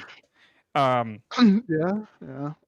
and yeah, I don't know, but that's not like when I don't know why, but when I started when Rise of Kingdoms and I started doing content then on my first account in 2341, it started kind of popped out then at some point. Like I was learning new thumbnails and making it professional and stuff like that. And then at some point it just popped out and was like amazed. I think I got like within the first 2 years, I think I got like over 1K subs. Like it, you know, um, it was good. It was for my first successful channel. You can say, was that amazing? It was amazing feeling to have that many people there. Like I always imagine these kind of people on the street, for example, or like in front of you in real life, and like 1,000 people in front of you watching, have subscribed to your channel. It's crazy. It's fucking crazy. And then I did COD channel, which was even better because of all the experience. And now I did Risk channel, right, which is even better. because of all the experience. So it's also something, in my opinion, when you're doing this type of content creation for your life, right? You're learning about camera settings. If you're doing with camera, you're learning about social media. You're learning about how to promote correctly. Like all of these things which you learn how about to cut videos, to cut parts of the streams and making it interesting, promoting it on social media. Then again, like all of these things which you learn is good for your life, because there's so many jobs which requires these kind of skills, for example, right? So it's not just also a fun aspect which you do as a hobby, in my opinion, but it's also a learning aspect which you do for life. Why? Because a lot of people saying it's useless to do that. There's no, like, why do you wasting your time with that? I'm like, it's not wasting time. First of all, having very a lot of fun on that, and then I also learn a lot of things for my life, not only personally and growing with that. And I mean, like, talk to fucking 50 people on stream, like, do that. Like, we have no, like, if a new person, it would be a disaster, right? Like, because it's also a thing of, you seeing the numbers and you knowing, okay, there's like 50 people, for example, watching right now. Like, it's stressing you out in the first moment, right? You know what I mean? Like in the beginning, when you're getting into it. So yeah, I don't know. But when you have then these people, they being so nice and shared and they supporting you, it's so nice to have this community. And then all of the other things which, with the numbers and what people think about that, and it just goes away. I don't care about that. I hit the stream button and I see people in the chat. They appreciate that I'm here, that I'm spending time doing this content, and I appreciate them being here. It's so nice. I don't know. It's just so nice of feeling, and I think everyone who did in the past any type of content or doing it actively right now, they know what I mean. So yeah. You're lucky, bro. My subs were very much a trolling community. I get trolled a lot, a lot, bro. It's funny though. Like I was pushing on the Mango account for pre-KVK. I think I was pushing 200 mil, and the whole chat was complaining about how slow I was gem trooping. They were complaining about how slow I was gem trooping, bro. Maybe one day my community will be as nice as yours, man. Until that day, I'm gonna have to suck it off and take it out.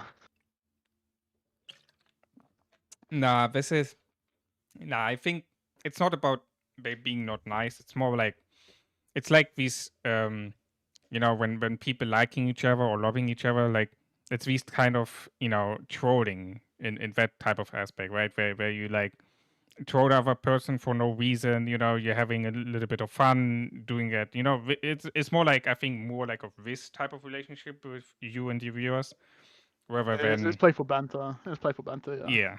yeah. So we don't troll him. He's just not liked. Is a limit saying. Damn. See you, bro. Damn. That's crazy. Could Dasher show us the gear on this account? Oh, Bad Gamma, by the way, what the fuck was that crit? You know what I came onto?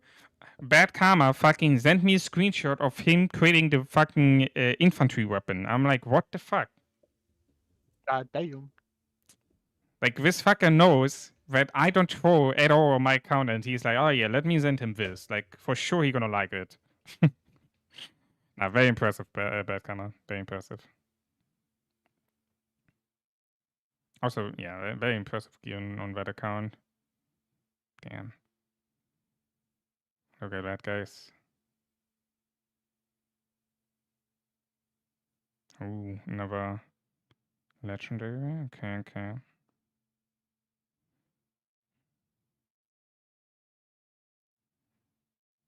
It's not bad. Don't get me wrong. Not as good as the main, but it's not bad. Damn. Very impressive. All right. That was it towards my questions, guys. Now all of you in chat, you can spam out these questions. I think you have no time rush, right, for leaving. No, I'm chilling, bro. I mean, the answers are done. I'll just start my own stream. I mean, I'm off anyway in like 3 hours, so Yeah. I'm No. chilling till then. Okay. Yeah, so as you have heard, guys, everyone in the stream, in the chat can ask question. Sabo, what was your question earlier? I forgot. What was your question earlier? Ah, shit. I don't know if Sabo's still here. Let me scroll up. He had a question which I wanted to answer or bring up later. I forgot what the fuck that was.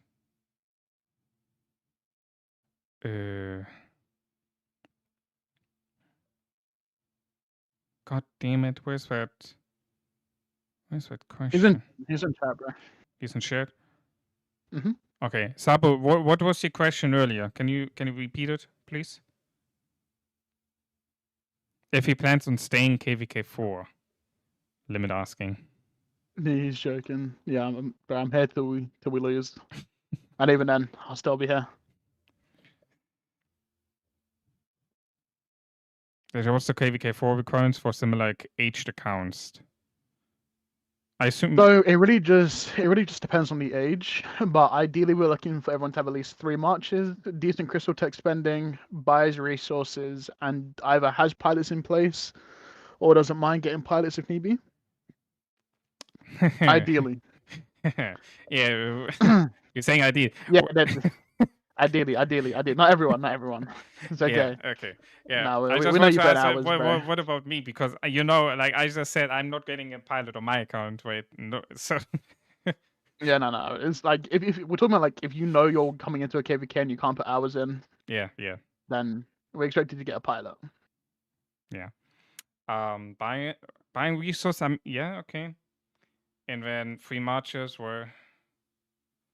That's heavy requirements, but understandable. Like going I forward. mean, we're planning on, but we're kind of preparing for a big transition for SOC. And on top of that, we're going into what basically is a high AC SOC KVK for KVK4. Yeah. Nah, makes sense. Yeah, makes sense. I mean, Supercal literally just killed off his 2 AC kingdoms which he bought to migrate all of his accounts over to 35 to try and beat us for 1 KVK. Amy asking, is there any siege main in 3842? There isn't yet. We do have one migrating in though. Damn. Siege main. Holy shit. We have a siege main migrating in. I'm pretty sure it's like 5 bill KP. It must be so boring, no? Like you're just putting up your siege and that's it. And then it is. What? Like you just like I'm not saying I would ever do it. Like, I'm not saying I would ever do it, bro. But there is one. There is one coming. I don't know. And then the thing is also you always need to deconstruct. And then if you can call off, you rip, completely rip, and then you. I don't know, like. Man, like I said, I personally wouldn't do it, but. I mean, I get sieges at like rivers, for example, right, or like behind mountains, and you have like a murder boy fighting continuously, right? Between, for example, when 1093 and 2489 would fight, right? This murder boy would stay in the fucking same place for the whole time, almost the whole time, right? And when you have siege on both sides and they're just shooting, I get this, but like on battles, for example, like what you do right now, it's right now just a little bit of consistency, but then it's breaking up again, and then the siege main just gotta move your marches. They not gonna do anything, and then they construct again, and they're not doing anything again. I don't know. It's kind of boring to me. When is KVK4 starting? Asking Ollie. 31 days from now. 30? What? 31 days? 31 days from now. Yeah, 31 days from now until our pre-KVK start.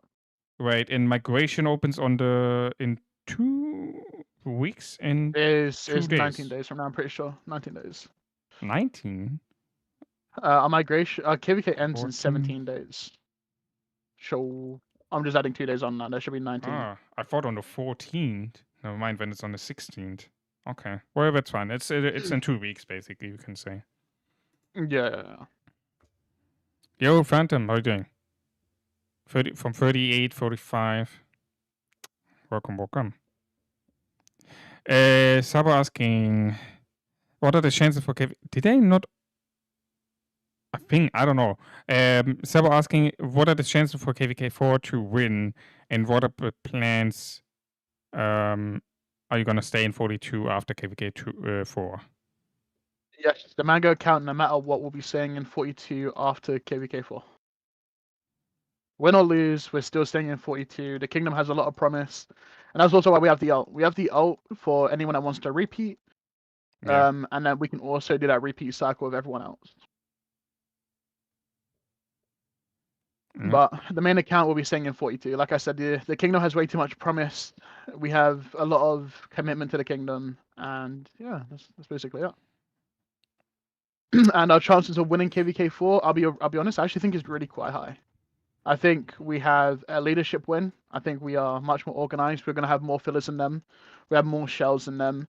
And we have, you know what, I can probably leak this now because it's too late. Our sleepers are only 30 bill less KP than the entire Supercal sleepers. Wait. Your sleepers are 30 Our billion less sleepers, than the entire Kingdom from 35? no. So our sleepers are only 30 bill KP less. Like our sleepers to Supercal sleepers are only 30 bill KP less. Damn. Okay. That's impressive. Like we have a very, very big migration coming in as well for 42. So, Limit is like going into Discord fight and writing you right now. What the fuck are you talking about? Why are you leaking stuff?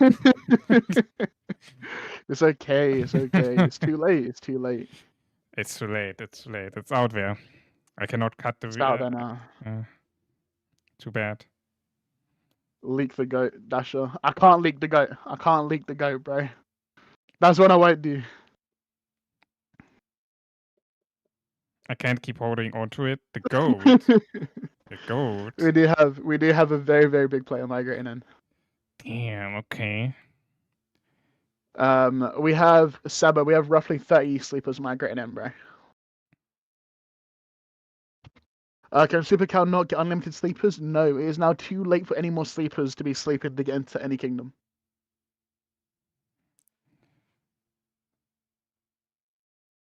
Wait, Sabo, are you in 42? He is. Sabo is in 42. Yo, Sabo, at the end we gonna play together. Let's go. At the end we're gonna play together, brother. It didn't work out for 77, but for 42, man. Let's go. I mean, Sabo. I'm not sure if you guys know this player, but Blackstone is coming. Blackstone from 356. Like the main account? Like the main one? Yeah, the main account. Yeah, the main account from 356 is coming for KVK4. Damn, what? That's crazy. Yeah, we have 12 SVIPs migrating in. Holy shit. From same seasons and sleepers, we have 12 SVIPs. So we'll be a 20 SVIP kingdom for KVK4. Bro, I just gonna see the VIP points coming in for me. Let's go. I mean, once again, for anyone who's curious, our regen is so good in 42. For pre-KVK, I dropped down to 2.5k days of speeds. And we've not really been spending on the account. I won't lie to you. There's not really been much to spend on. Yeah. We're back up to 3.2k days. We have gained 700 days of speeds in roughly about like 2-3 weeks. Holy shit, that's crazy. Yeah, I just pushed 5 million power. I forgot how much fucking days of Spheres. I was like looking out shit. I'm 350 days of Spheres down. I forgot how much it is. But I remember like begin of when did all of that from 77 got in? I think like January. End of January? Was it like that, guys? When did all of these crazy accounts got in 77 in? Was it like begin January or end of, I don't know, like some... It would have been early Feb. Or February, yeah. Well, I just remember like a couple weeks into, and I got like 100k VIP points or something. And like looking at my VIP points right now, so VIP 17, right? You're starting at 2.5 mil, right? And right now I'm at almost 3 mil. So I got in the time being from the off season and for the KVK as of until right now, I got almost 500k worth of VIP points from all of these shares being bought, which is absolutely crazy to me. Like 500,000 in like one KVK. Like what? Brother, I'm gonna be so real. You might gain more than that in 42. Nah, that's. I like to hear that. I like to hear it. You might gain some. You might gain more than that in 42, man. We're bringing in some big spenders, and we already have some made. Bro, we're almost. We literally hit VIP gift level 32. I want to. Say, I mean, we've been in KVK now for what? It's been a month. We've been in KVK for a month. We hit gift level 32 shortly after enterings, and we're already 1/3 of the way through gift level 32. Okay. So our expectation is going to be by end of KVK4 we gift level 35. I mean, at the end, guys, you know me. I don't care about the shares. I could also be in a line which almost nothing being spent on. It's just you have to look into it because of the speed up that you gain, right? Like you need like not the both shares, but the forward shares, right? Like that shows the activity and like and then the shares which you get, the line shares, it's so important, like so important to get these kind of speed ups. So the activity matters a lot, and usually when you have these kind of activity, what comes with it is also a lot of spending. It is just automatically happening. It's just part of it. So, you know, I'm just very amazed at how much you get. To be honest, like I mean, yeah. So for on that note as well, we also do 105 thoughts per account per week. yeah, So that's 15 thoughts per day. damn. So yeah, we go pretty hard. Wait, Demigod is taking repo ready. Damn, Yeah, she's taken 2 rallies so far. She's online. crazy, crazy. Backstone is crazy crack. And by the way, yeah, I know, Servo. That's but 42 gonna be crack, man. It sounds like 327, but we stay just KVK4. Damn. Yeah, 77 gonna also be interesting how they gonna end up being. I mean, there is no sugarcoating around that. Like, you know, Shion is a very well-known public figure. And not in the like a lot of people know him because he's toxic. And I mean even Eppo said it by himself on his stream that you have someone like Eppo and then you have someone like Shion, right? So leaving 377, it's gonna be like for me personally, it's gonna be interesting to see how they're moving forward because like I said, I don't hate anyone. I don't wish anyone bad from that kingdom. A lot of people which are part of the community on this channel are from 327. So it was a rough decision, right? And it's I still gonna look through Apple streams and look by myself on the kingdom and see how they're gonna do. But yeah. Does 3842 support resources for new migrants to 3842 because KVK4 drains a lot of resources? Honestly, it depends. During KVK, 100%. If you're putting up the numbers, you're hitting your DKPs, 100% we don't mind supporting you. We have a lot of farms, a lot of fillers, and a lot of people which are buying a shit ton of surplus resources. Mm-hmm. But we also aren't going to promise you resources to come. Yeah. Maybe if you have friends in the kingdom, maybe they'll like be more willing to provide. But it's a bit of a difficult situation. But we also do have resources hella cheap. So for KVK4, our resources are $30 for a billion of each. So it's 7779 per 1 bill. 7779 Per 1 bill. So $30 for 1 bill of each. 7779 per billion of each. That's some juicy. It's not bad prices, right? That's $5 cheaper than your average. I mean, what is anyway like what is the average on resource prices for like the SOC, like the 1093, 2489, like these kind of kingdoms? So what is the average price per raid? So stock imps, you're talking $15-20, but that's because they What? have For 4 crazy billion? demand. 4 billion of each, yeah. For $15, Billion $20 for a billion each? about that. So I know. I'm pretty sure it's in 489 is 20 for a billion of each. But that's because once again, if you have more demand, you can sell for cheaper because you have to guarantee clientele. Right. But it's holy shit. And you have time for preparation, don't you? It's so crazy. I mean, I just know, like, for example, in Core of Dragons, like the average is like for one bill like $20, $25. In like, I mean, sure we have free heating, right? And the resource seeding is also very limited because you cannot get the gold in Core of Dragons, like the mana. You can only farm it by yourself or buy it. Like you cannot send it around to each other.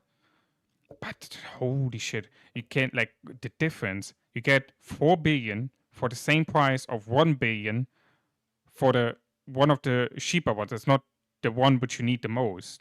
In it's crazy diff. Crazy diff. Is also Tia staying? I'm not sure. I think like with the Tia, I think is a repeat. No, I think Tia is a, like this group Tia is in is a repeat. So if that is the case, I guess we either they staying in 77 or moving to a different KVK 5 kingdom or like SOC kingdom, you would say. But as with the new rules, you cannot if you did already one KVK 4, you cannot do it another time. So Unless you leave like halfway through, it's something very yeah, very dumb. unless you did. But I'm pretty sure like the group of Tia did it completely, and then they moved to 77. So yeah, I wouldn't be surprised. Like right now, I'm pretty sure the ID to migrate into 42 is 196. So yeah, I will work that on should be it. alone. Yeah. I mean, on that note about migration and IDs and all that dumb stuff, how do you guys feel about Lilith changing same season migration rules while still allowing creepers for KVK4? Because I made a big post about this in the Rise of Kingdom server, and all they did was close the thread. It had over 200 likes, hello comments on it, and they just closed the thread. Wait, they closed your post? Yeah, they did. No way. Wait, did they Yeah. close was also? No. No, was But not. I'm pretty sure Raz is on the what's it called? No, it is on Voice of King Discord. Yeah, but you can't write in it anymore. Wait, let me search for information. If you the Raz's formation thing's still up there, but I know my one you actually can't write in it anymore.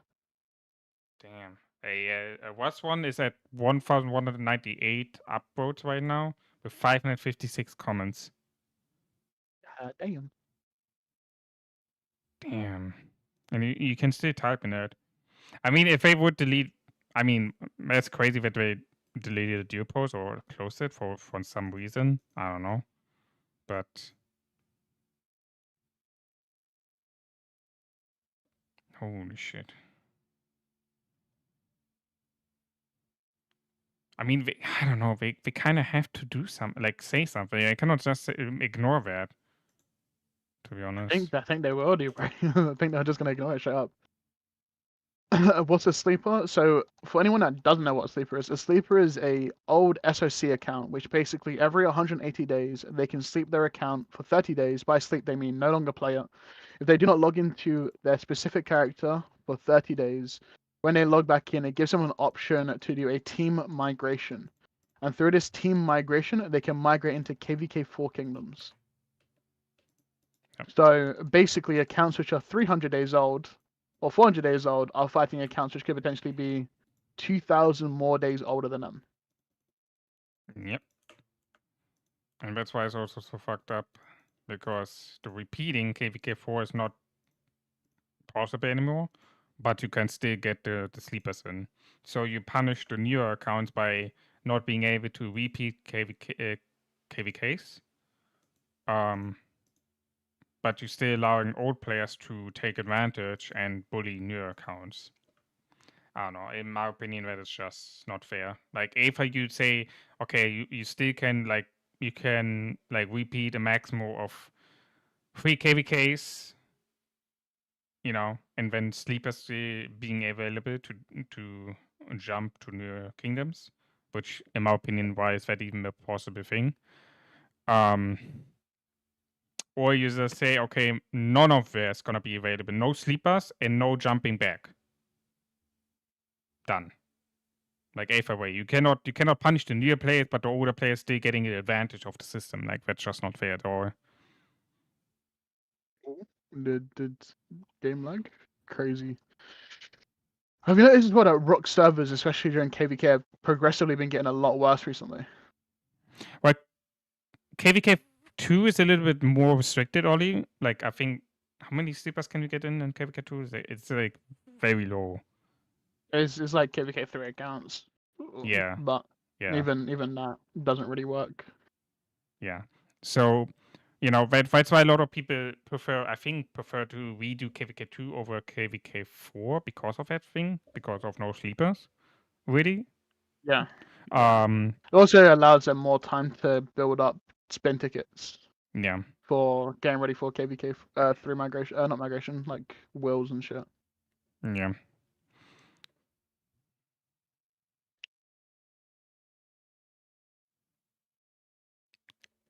No, I'm talking about way back before we changed it. Oh, okay. It's bullshit. Changing migration days to 150 does nothing but harm new player who should be your priority. Exactly, yeah. Exactly. Absolutely. Absolutely. I mean, what makes it even more worse is our slight advantage was that you could migrate back for 3 times for KVK4. So your account was at least, on average, if you was a mid spender, you was a 5 marching with decent equipment and decent crystal tech. Yeah. But now they're limiting the age gap between young accounts and old accounts even more. So we're always at a like garrison rally disadvantage, open field advantage, all of it. No. I don't know. I'm not a fan of that. I'm not a fan of that change. What I do appreciate I'm surprised there's is not. the KVK1 change, which we did. What? How you can't migrate back anymore? Full stop. Yeah, you're stuck in that kingdom which you're starting in. I mean, for a lot of people, it's that like a limitation their mobility. But to be honest, that just gives the kingdom identity a thing again. Like, remember when all of these sleepers, like, just think about that. All of these sleepers starting in a kingdom, right, building up the kingdom in the first few days, and then just jumping out of that to newer KVK1 kingdom. And that kingdom is just dead then, because all the other people just maybe also going with that sleeper group. Nah, Robbie, I disagree. And the whole reason why I disagree is it's just too much to risk. Imagine it's your very first time playing the game. Imagine it's your very first time playing the game. You dropped 2K, 3K because like, you know what, I'm really enjoying this game. Yeah, but I the get kingdom that. is straight dog shit. You have no you have no freedom of movement. I think that's kind of unfair. Well, maybe then it should be like a midway. Like, you can still migrate. Think if they're gonna, they should just restrict how far you can migrate back. Yeah. It should be you can only migrate to younger kingdoms. Sorry, you can't migrate to younger kingdoms, or if you migrate to younger kingdom, it has to be a kingdom within your bracket. Yeah. Yeah, so your KVK1 bracket, and that way, younger accounts can only progress forward and rush their progress if they want to, or they can migrate within their KVK bracket anyway, which makes their KVK bracket also more competitive anyway. Yeah. Yeah, no, I get that. I get that with the investment which you do on that account when not migrating out. Yeah, it is. I mean, there's positive things, talking about like they're looking forward that the KVK1 becomes more entertaining because of you having the kingdom splitting up and the people starting in, it's relatively the same amount of people starting in each kingdom before a new one being put out, right? So preventing I mean, from no, that's also not true though, because the way how it works is for every new bracket made, the yeah. A seed, which is the first kingdom, gets prioritized more with new account creation. So if you Okay. open the game for the first time and it automatically picks a kingdom, they're more likely to put you in an A seed kingdom than they would a B, C, or D. Okay. Interesting. So it's not even evenly distributed to begin with, Mm-hmm. which gives also an A seed kingdom even more of an advantage above everyone else as well. Okay. Or even worse, it messes up the A seed because they're guaranteed Imperium. So if there even is a migration system in place still, it still punishes that A seed in particular. Yeah. I see what you're saying. And It also makes what is the jumper chat saying? groups. Guys, you can like whatever we talking about, you can also obviously give your comment up, so but yeah, I see what he's saying there. I see what he's saying.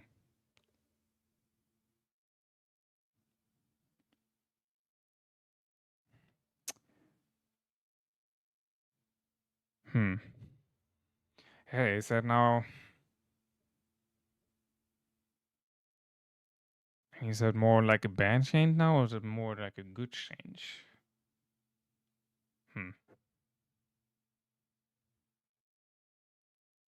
Almost 100 mil KP hit.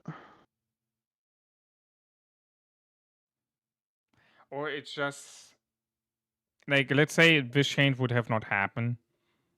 I mean, for the freedom of the mobility of preventing to be in the shit kingdom and being stuck until KVK1 finished.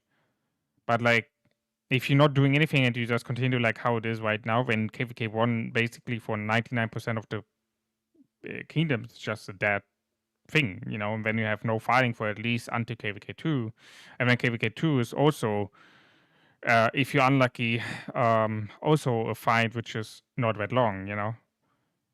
I mean, how do you want to prevent from that? Like, is there any type of way without restricting or like without blocking the people from migrating out onto KVK1? Is there any type of way how we could do that? Do you have anything in mind? I mean, maybe I'm just a bit crazy because I haven't been a part of the KVK1 system for a while. I also didn't think the KVK1 migration system was actually too bad, if I'm being honest. But it also seems like restart projects have now even more of an advantage above everyone else if they do that change. Okay. Because no migration, they always have a play advantage. Yeah. And the only real way to counter it is migration. Perfect example, look at 4030. 4029 was a by the way, before I say anything, I don't know too much about these guys. I just know like the basics. So if I get something wrong, I apologize. Don't come at me. But 4029 were nowhere near of a good as Kingdom. Mm-hmm. But they improved because they managed to take the people which were unhappy in 4030. Mm-hmm. Which then made that KVK more appealing. Okay. Because more people had the freedom of swapping between 4029 or 4030 and being able to fight against each other. Okay. I think maybe even limiting migration to purely your KVK1 bracket would be nice.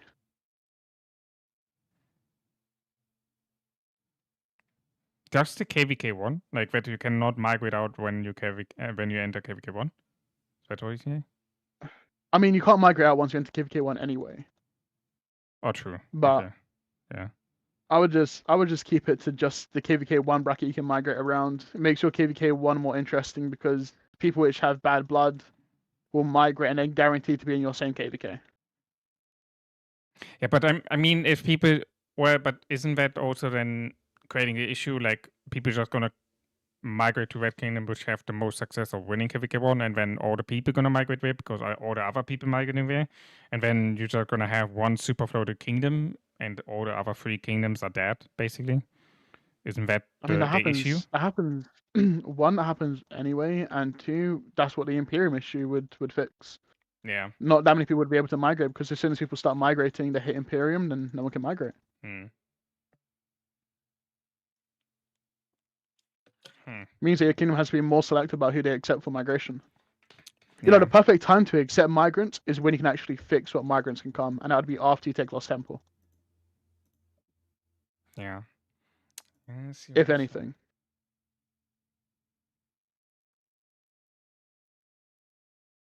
Okay. Yeah, good point which you're putting out there. Did Dasher hit 10 big KP yet on this account? That's a good question. Did you hit them already? I think so, right? 300 mil? No, 300 mil. 300 million. Okay. Almost. We'll probably get before midday tomorrow. So as long as this keeps up, we'll get pretty far. I mean, each time we go out, we're gaining somewhere around like 10 mil KP each time.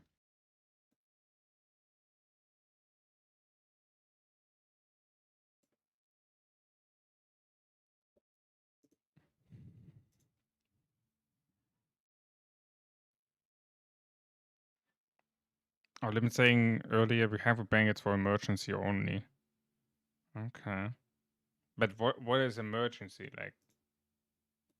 During KVK fighting, whenever our big players start getting low, or anyone else hit DKP starts getting super low in resources and can't afford to Right, so pick up some more.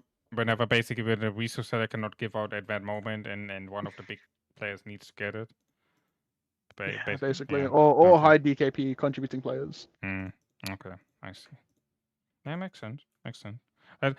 How's the bank like working? Does people need to send their resources, or are you putting the resources in from the resource seller? Like how's that working? Can you Done from share that, fines. or is that Done like from more like fines. Hmm? So let's say for example you break some rules, you get fined, Mm-hmm. and then from the fines we contribute that back into the bank. Oh, for the fine. Okay, I see. All right. Okay, sorry guys, if I have black screen right now, I'm doing some stuff on my account. Let me actually just stream that. All right, looking into the KBK4, what do you think? How much fighting we're gonna have? Do we gonna have against just 35? We know for sure it's 35 gonna be in their raid. So, how much do you think we're gonna have in terms of fighting going on against them? Like, and with that being said, how much KP can you technically get? I'm expecting to double my KP. I'm at 8 bill. So I'm expecting to be at 16 bill by the end of KVK. Just for a hint of how much KP we're expecting. I'm expecting at least another 8 bill KP from KVK4 against 35. Doubling the KP. So you hitting 8 billion KP in that KVK, you're saying? Yeah, my goal is for KVK4 to hit another 8 billion. So hit 16 bill KP by the end of KVK4. I mean, if I would double my KP, that would be 1500. So I would hit then 3 bill. I mean, I take the 3 bill if I would double that. No? I mean, I'm gonna have only 2 marchers, so I can only hit so much, but I think if I would.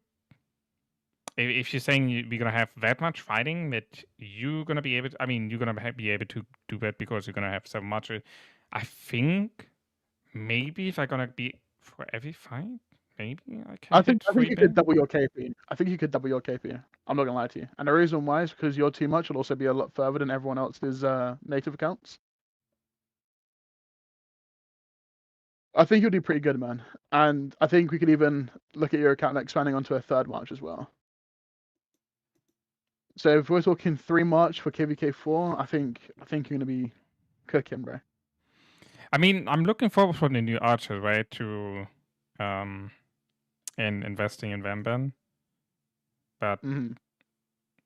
I mean, they're gonna be out before our KVK4. So I mean, I'm also investing in the new Archer Commander. So I already have 305 gold ads after getting my 5 meta marches, and I also did Gorgo Hector, so that put me back a bit. yeah. But I already have a 5-3-1-1 Philip, and then I'm gonna go Archer Commander Philip. So I have a Zeus Philip or the new Archer Commander Philip. I mean, I have 655 right now, so by the time we're gonna come out, I can max out the new commander immediately. But then the question, I hope it's ZL, which I pair him with, because I invest in ZL a little bit. He's 522 right, 5223 right now. If not, and I you mean, play some even bullshit like Philip, for example, I'm gonna be cooked. nah, bro, Philip is still really good. Zeus Philip is still like fairly good. No, I mean, And like, on top I of don't that, have the investment for that then. That's what I mean. Like, if it's not gonna be ZL with the new Archer commander, for some reason, then I'm gonna be good because I can only max out one commander with my code as right I now. mean, yeah. Then you just don't invest in the new Archer Commander. You just pause. Do you have QSH? Yeah, of course, yeah. Do you serve your YSG? Yes, of course, the gold was she. Then you just run QSH YSG Zeus Philip. What's your other commander march that you're running right now? My other match is SCP BQ. Yeah, bro, you're chilling. You're chilling, bro. And worst case, you just invest into LC Alex. I'm gonna assume that you serve a decent Alex, right? Or even potentially an expertise Alex. Alex, wait, hold on, are we talking about Alexander the Great? Yes, the K2 Alex. I don't. Do I have any unlocked? Don't even Okay, have unlocked. I have Alex unlocked. I have him unlocked, but that's it. Alright. Maybe not LC Alex then. To be fair, you could potentially go LC Philip. Philip is 5111, so That's fine. That's fine. The point I'm making is there's definitely options out there. Of course, they may not be like the meta of the meta marches, but yeah, in a situation like this for the KVK that you're entering into, I would take as much advantage of it as you possibly can. yeah. The archers will be out at the end of April, so we can get before Zone 5 fight. Okay. Yeah, that works. That works. So if it be, I just hope we're gonna have a proper Zone 5 fight. Like, Lil, please just put 35 and 42 on the like top left and top right. That's it. Boom, done. We can fight every zone, every pass, easy. Don't give me the same shit. It's gonna happen. It's gonna happen. But we're gonna be on the opposite side of the map, like what happened with 7793. I don't understand why. You're telling me because of Kingsland, but bro, if both kingdoms are literally the same, the first zone fight, right? It doesn't matter. Like you have only 5 matches available, or maybe 6. I don't know. But your quest tech is not maxed out. That's the point. So the real strength from the whales and krakens is not yet available from that tag, like at pass 7 or at Kingsland. And you're telling me if these kingdoms would be on the same side and fighting in that zone together, it would already be deciding the Kingsland? Like, what are we smoking here? No. I totally disagree with that. It's just reducing the amount of fighting, the amount of fun you can have in the KVK. Not only for the stronger kingdom, but camps, but also for the weaker camps, because you're being forced to fight against that one, which is stronger than yourself. Like, come on, man. What are we talking about? Any restriction for farming gem in 3842? Nope. If you're asking specifically if you can gem bot, yeah, you can gem bot, bro. We don't care. Gem, I mean, well, if We you do gem have. bot, then you're gonna be banned, but Yeah, basically. But no, if that's you a different. gem bot, you do it on your own accord. We're not gonna We don't put bans on if you can gem bot or not, or gem farm. Is You know. there any kingdom who's doing like such restriction, like on farming gems or farming resources? Some people say that you can't farm gems still in other alliance territory. Some weird shit. Damn. Okay, that's crazy. I mean, I would get the It's weird, right? resources to farm inside the alliance territory because it's being added towards the alliance resources. I get that part, but the gems. I mean, even then, bro, most kingdoms at this point should be at one alliance kingdom. So yeah. does it really matter? I mean, not really, right? Yeah, I don't know. These kind of restrictions is always like a question mark over my head. It's more like B seeds and C seeds that I see have these weirder restrictions. Nothing against B seeds or C seeds, by the way. Just my general observation. What do I want to do? Do we have any new events out?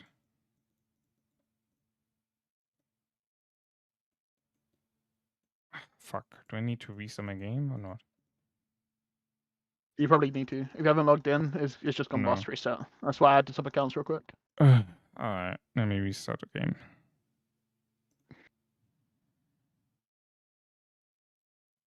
If you're okay for second Archer moderate for, of course, yeah, that's my plan since the last. I mean, since ever I did BQAC, to be honest. I said whenever we had the swap event, right? From that moment on, I said like I'm waiting until the new archer's gonna come out. It's gonna work out perfectly. I can work on my 2 marches which I have right now, and make them as good as possible. And by the time the new archer's gonna be out, I can have both commanders maxed, hopefully. Where I technically would have if I wouldn't did go for STP, but people told me so badly I have to get STP because he is as good as Q8. I'm like, guys, you smoking something crazy if you're telling me STP is as good as Q8. No one, literally no commander in this fucking game right now is as good as Q8. You cannot tell me that. No. Q8 is literally 5 generations ahead.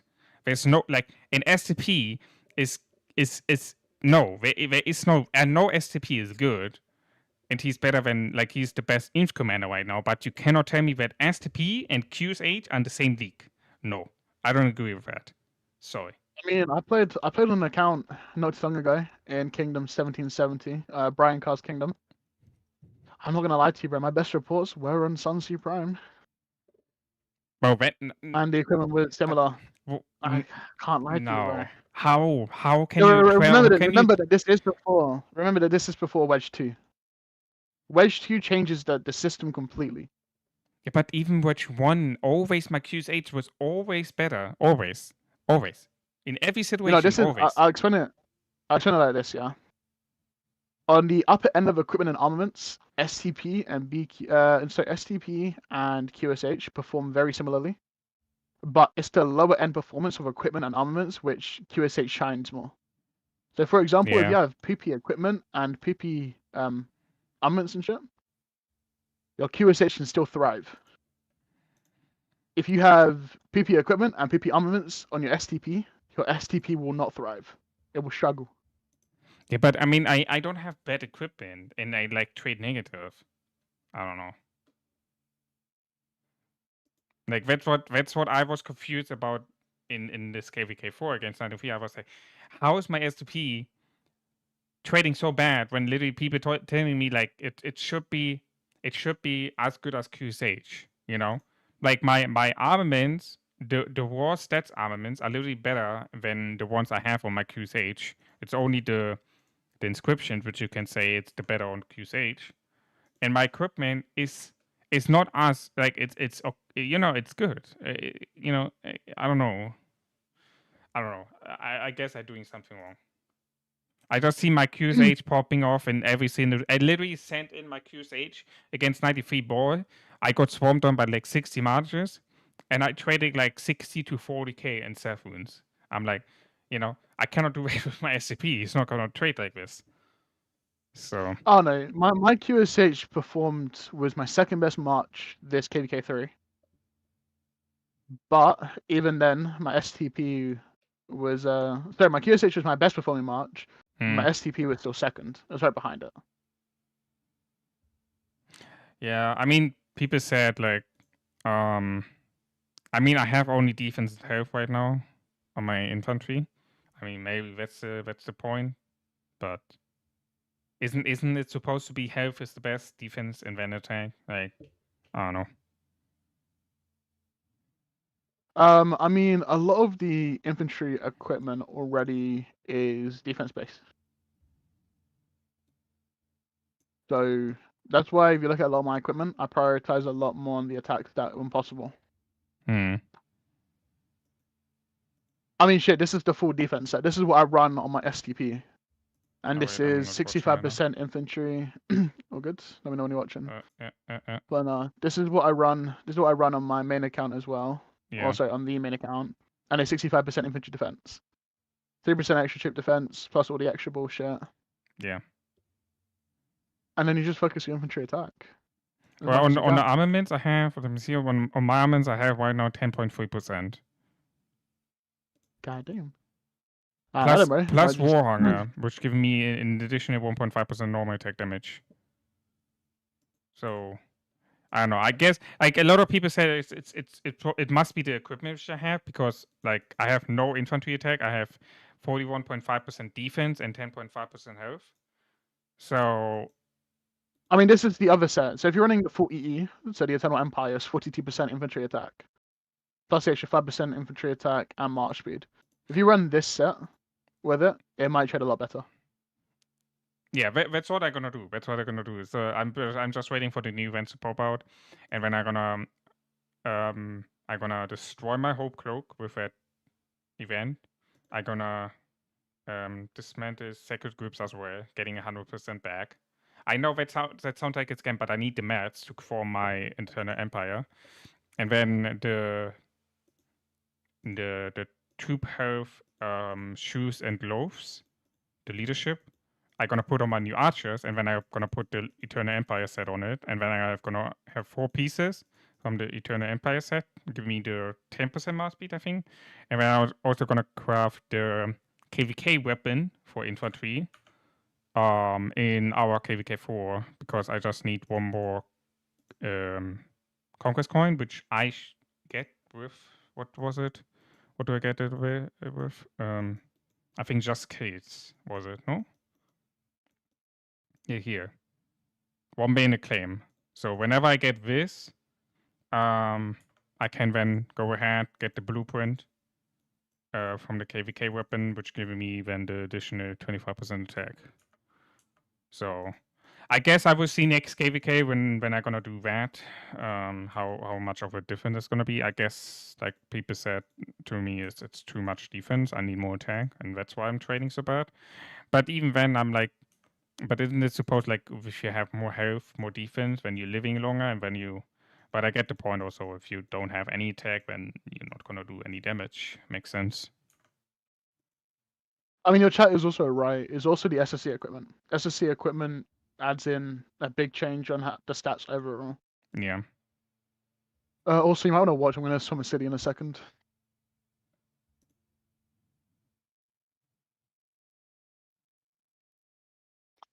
If you don't RG with info, it's best that you go 4 pants of the set, no KVK, helm and weapon needed. Well, that's.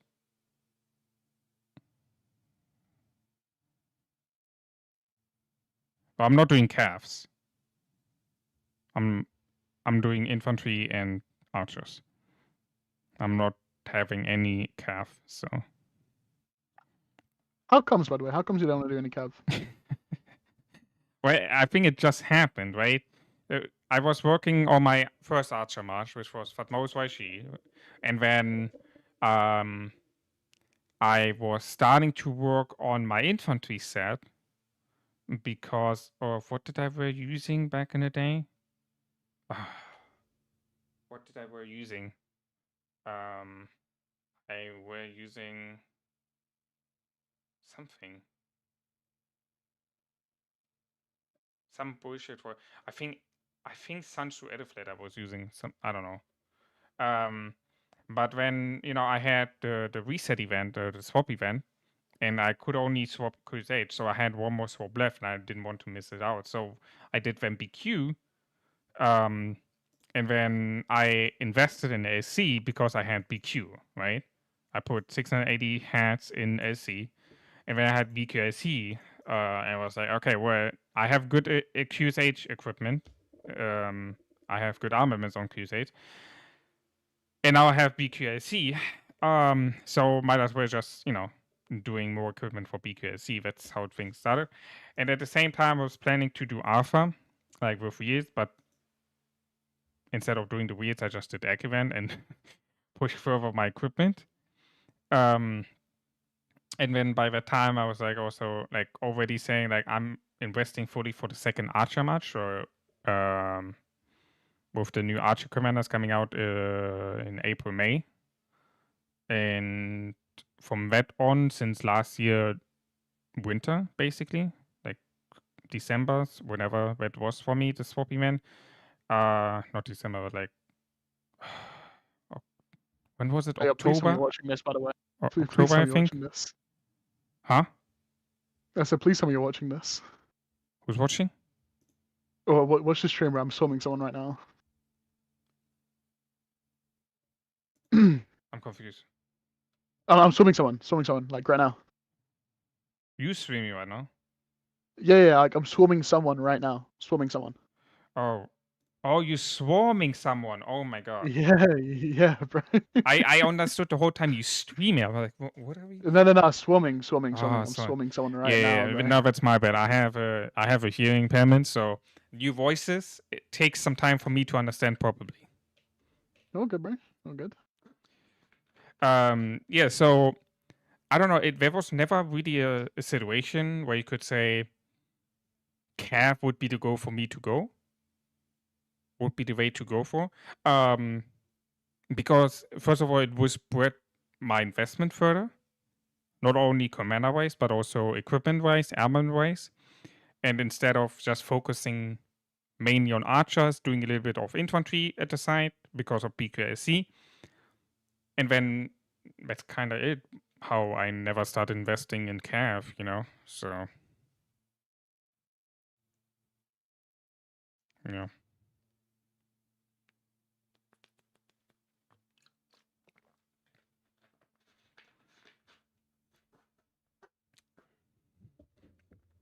For me, 10% mass speed from the infant is more important than weapon and helm. Yeah, I mean, a lot of people say, right, that the mass speed on the... I mean, I can relate to that, because whenever Was gave me his talent tree for SDP,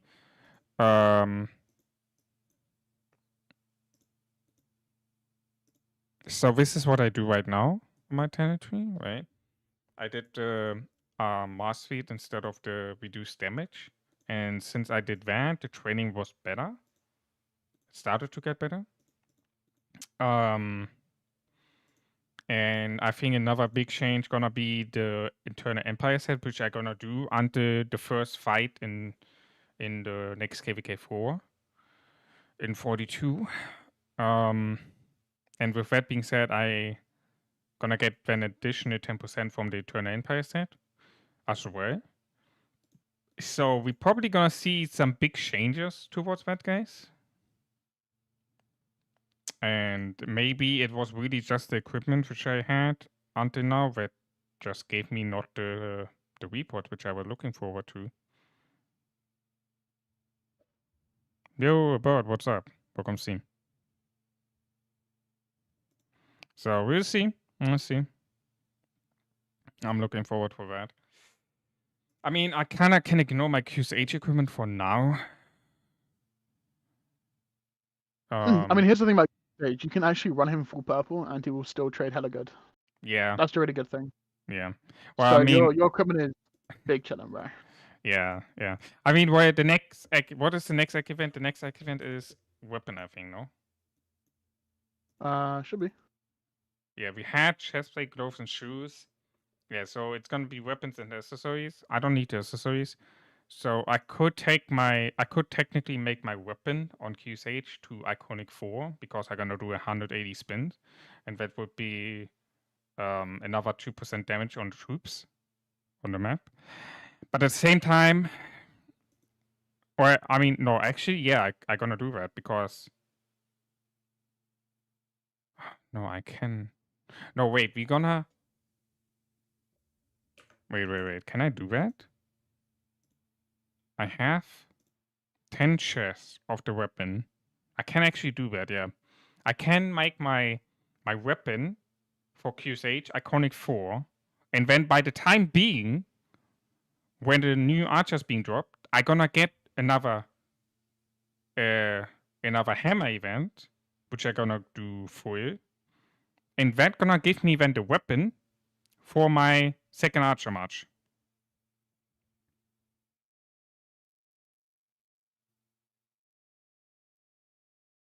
Right? 2 weeks? Yeah, I mean, I'm not gonna lie. To be fair, I've never heard of someone prioritizing two arch before 2 in for 2 cav. Especially now with the Achilles and shit around. Honestly, it's kind of a unique like line to go down. So I think it makes your personal transition a bit more different to everyone else's, but especially because archers are like the hardest here to get some spare equipment for. Yeah. So if you're gonna do anything, if anything, I'd actually prepare for your second archer set first, just in case, because you won't need your icon 4 before fighting anyway. Well, I mean, I have already kind of my archer set. So let me go through what I talked with Ross about. So, it was told me I should just keep what I have right now on my QSH, the 6-piece set of Dragon Breaths. My STP gonna be completely shift away. So I'm gonna get the KVK weapon in helm, right? The weapon I'm gonna get from the 1-minute claim, and then I get the blueprint. My hope cloak gonna be on that material bag event, which gonna give me materials back from the hope cloak in itself, and then from the iconic 2. And with that materials, I'm gonna craft then the Eternal Empire chestplate. The Sacred Grips is critted, and I know a lot of people are gonna be mad about that because I instantly critted, as well as the Hope Cloak, but both gonna be basically dismantled. I'm gonna get 100% materials back on both, and then I can craft on both with these materials the Eternal Empire piece, and then the legs and shoes, I'm just gonna get the blueprint and craft them, and then it's finished. And that giving my archer set already 2 pieces, because the leadership from the STP, which I have on right now, the legs and shoes, gonna be then on the archers, and then I'm gonna do a 4-piece of Dragon Breath for my second archers. So therefore, with that weapon, which I'm gonna craft them for the hammer event, I have already 3. I can I not do the helm and the gloves? Epic ones? Isn't there such thing? Was it not? What was the? Wasn't there like a thing? Yeah, here the reviver set, 4.5% archer attack, and the helm I think was the other piece. Yeah, reviver helm 7. I think I'm gonna do that, and then the chest plate on. Well, I'm not gonna get it on the next egg event. I guess I'm just gonna have to do. Maybe I'm not doing the weapon. Maybe I just do the chest plate instead, because the weapon isn't the epic weapon better than the chest plate what I get for archers? For archers, I don't. To be Wait. fair, bro, I've always speedrun it. I've either run a full legendary set or not at all. I'm not gonna lie to you. I'm getting Golden Age, which giving me basic 13% defense. The helm giving me defense. The chest plate from the voice are giving me attack, and the gloves giving me attack. So I guess I'm doing the Dragon Breath chest plate, which giving me health, and then I do the helm, weapon, the helm and the gloves, which is a 2-piece set plus the Golden Age. I think that's what I'm gonna do for my, and then this is gonna be my archer set for my third archer march for the KVK4. I think I cannot do any better until then, because I'm not gonna get, or do I gonna get another egg event before that? Is that possible? It would be 6 weeks from now, 7 weeks 6 from now. weeks. Yeah, that's only if we also have a zone 5 fight. There's also a chance that we don't get a zone 5 fight. Right, but 7 weeks from now is definitely before past 7. So Yes. before the big fight, I'm gonna get another egg event, which gonna be then legs and helm. So I can get both a leg and helm blueprint. No, I don't need the legs. I have all the legs, but the helm I'm gonna get then. And then I just missing the gloves on my new archer set. And the gloves, I have 17 pieces right now. So technically, if I'm gonna be lucky on the hammer event, I can get a glove, dragon breath, chestplate, dragon breath,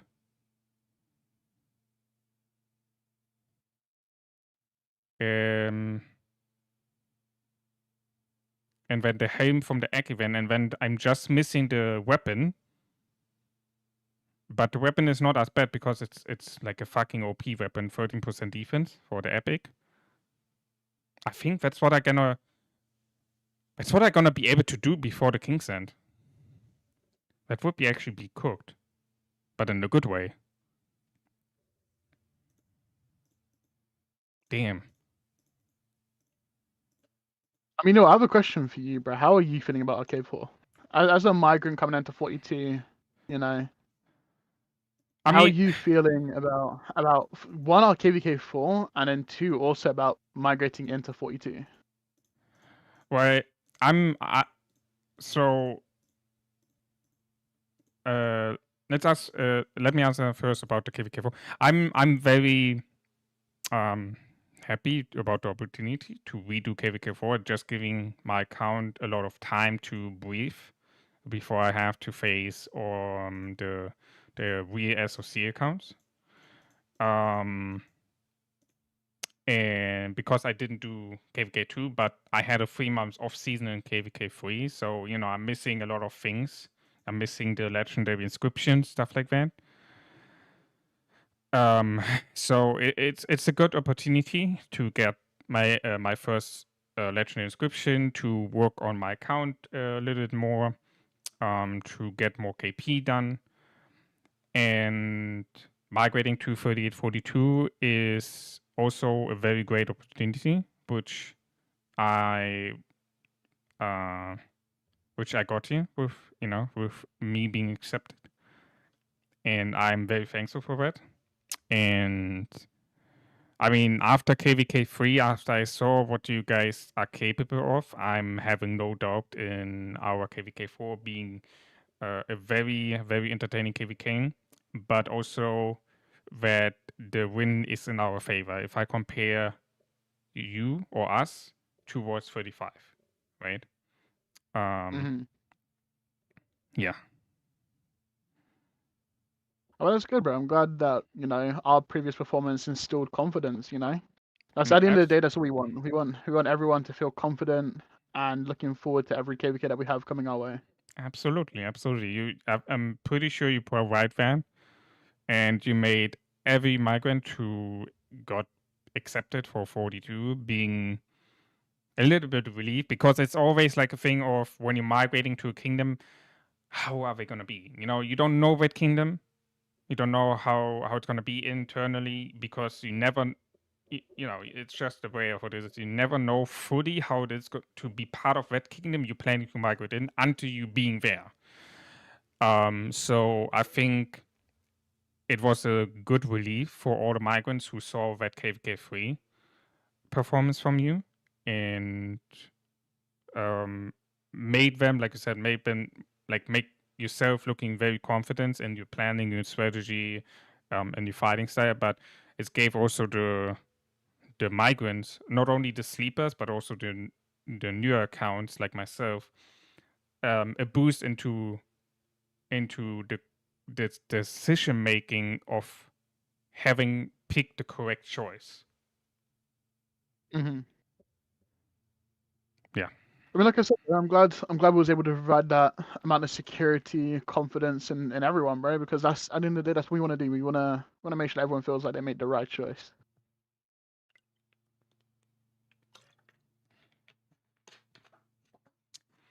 Yo, Duma, welcome. See how you doing?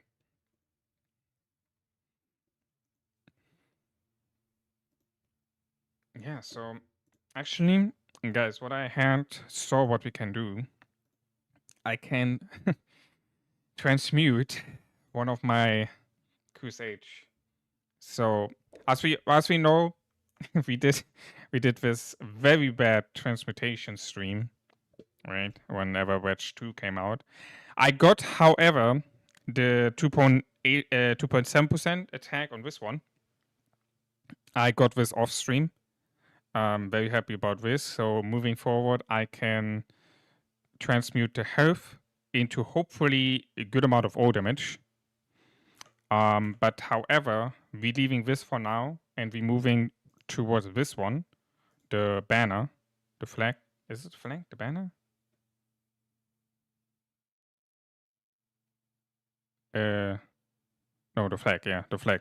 We're gonna reset this one and we're gonna transmute this one. Why? Because we are 5 transmutations away from a guaranteed 2.5% plus attribute.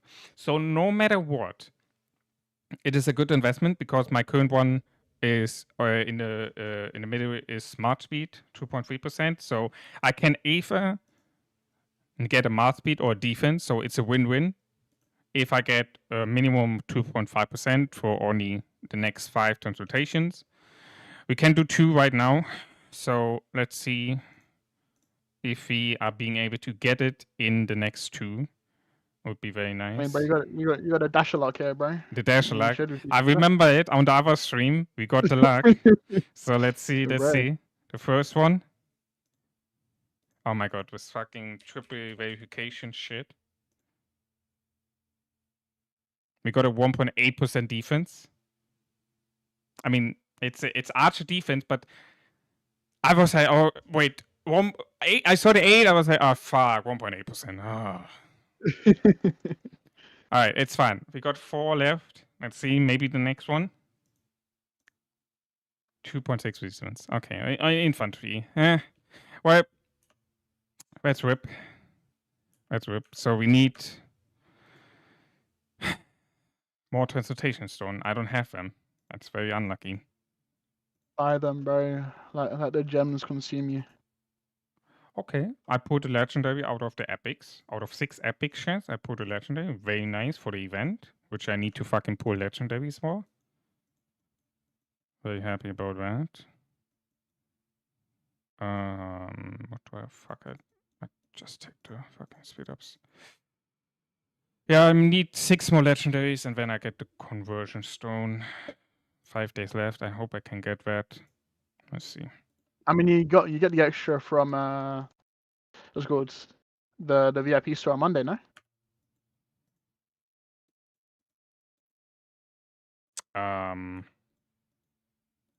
Oh, you're not high enough VIP level for that yet. Yeah, no, I don't. I'm VIP 17. Good. Yeah. But you'll get it. You'll get it. You'll get it. It's SVIP only, bro. Bro, I'm sorry, bro. I'm so used to just being a VIP store, bro. Oh my god. Oh, I'm bro, looking like used to being a SVIP only, but I'm not in VIP 18 yet. Like I'm 6 Bro, we'll get you million VIP VIP 18. off from SVIP. Yeah, there's no chance. Bro, we'll get you VIP 18, bro. Don't worry, it'll be all good. Hey, VIP 18 would be a big hit already. Like, what is it giving me? Like, well, first of all, I get 1 epic material chest per day. So every 4 days, I get 1 legendary. I get a crystal key instead of golden key, which is also big. Like, holy shit. I don't need fucking golden key, but crystal key giving me more mats. The blueprints, like, that's so good. But the biggest thing is I'm getting another 5% march speed. I'm getting another 5% trip capacity, I think. Wait. Where is it?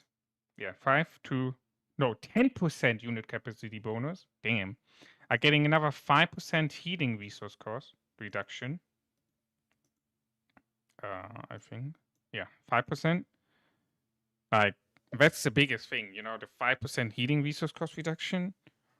That's so big for T5. Mm-hmm. Okay, then, bro. I can probably guarantee that VIP 18 before first fights, bro. I'm gonna, we're gonna a shit ton of GC drops Well, after new market. before the first fight, you guarantee me to get 1 million VIP points. I well, to be fair, you're only here for 2 weeks, aren't you? Shit. Alright. Maybe before past 7. Maybe before past 7.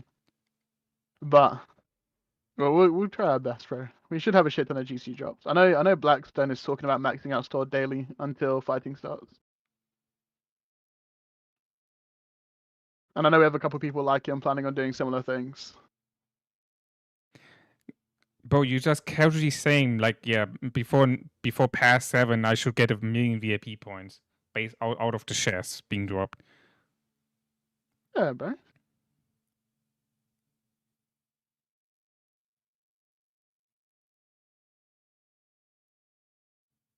I mean, we got some big crazy spenders in 42, bro.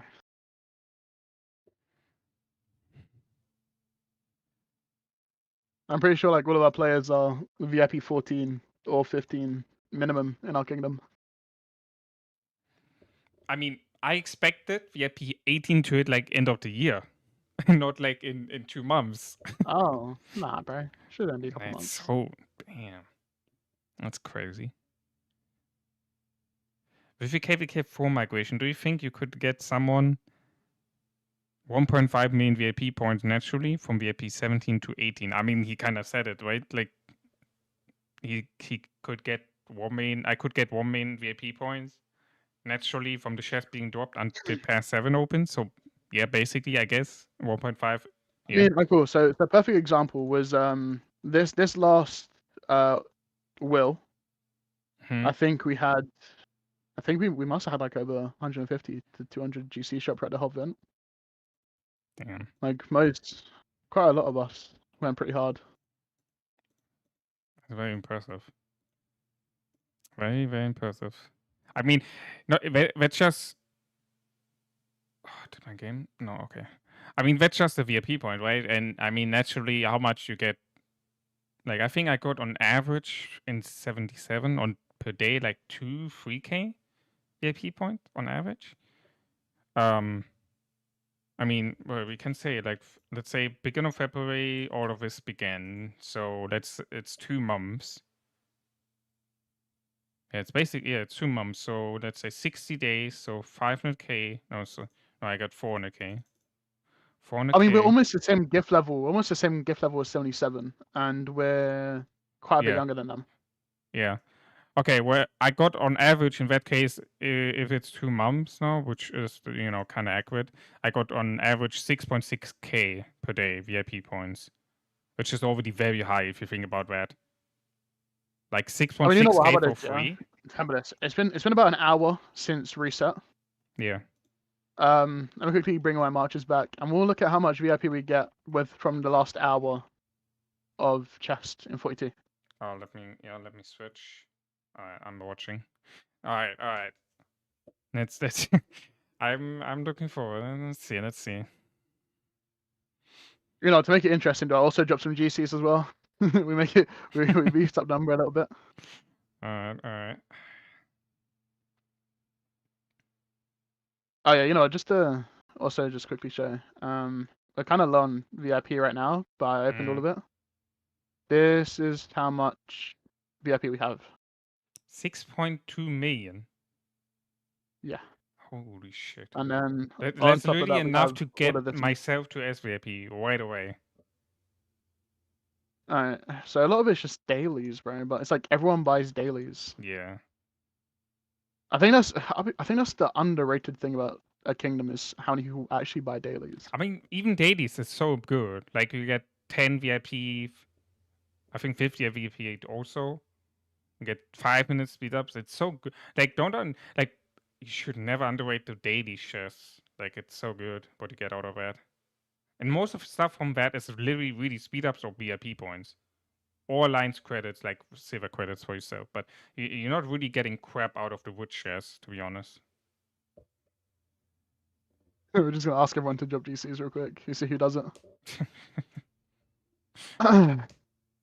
What bundle do I buy?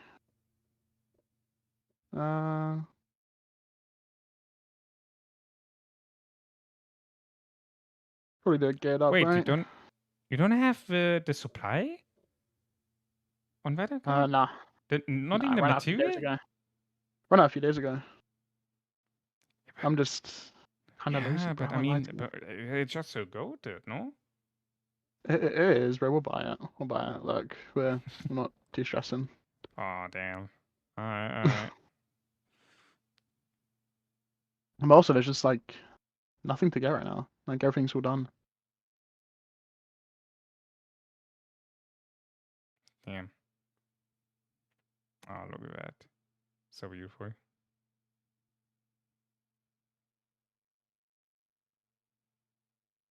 I should probably quickly go back, but we'll look again just before the end of the stream. I said to everyone, let's shop some GCs. Let's see how many we get. Someone just said, I just because you asked, I dropping one gold chest. Damn. Oh. Oh, oops. It's just scouting. bro, no one's gonna hit this Eddie, bro. Yeah, no, that's not gonna happen. People, they would need to be drunk to do that. Oh, they still can't TP me out. Let's go. We're getting quite a decent amount of KP so far. 9.74. How much you started with? 9.5, right?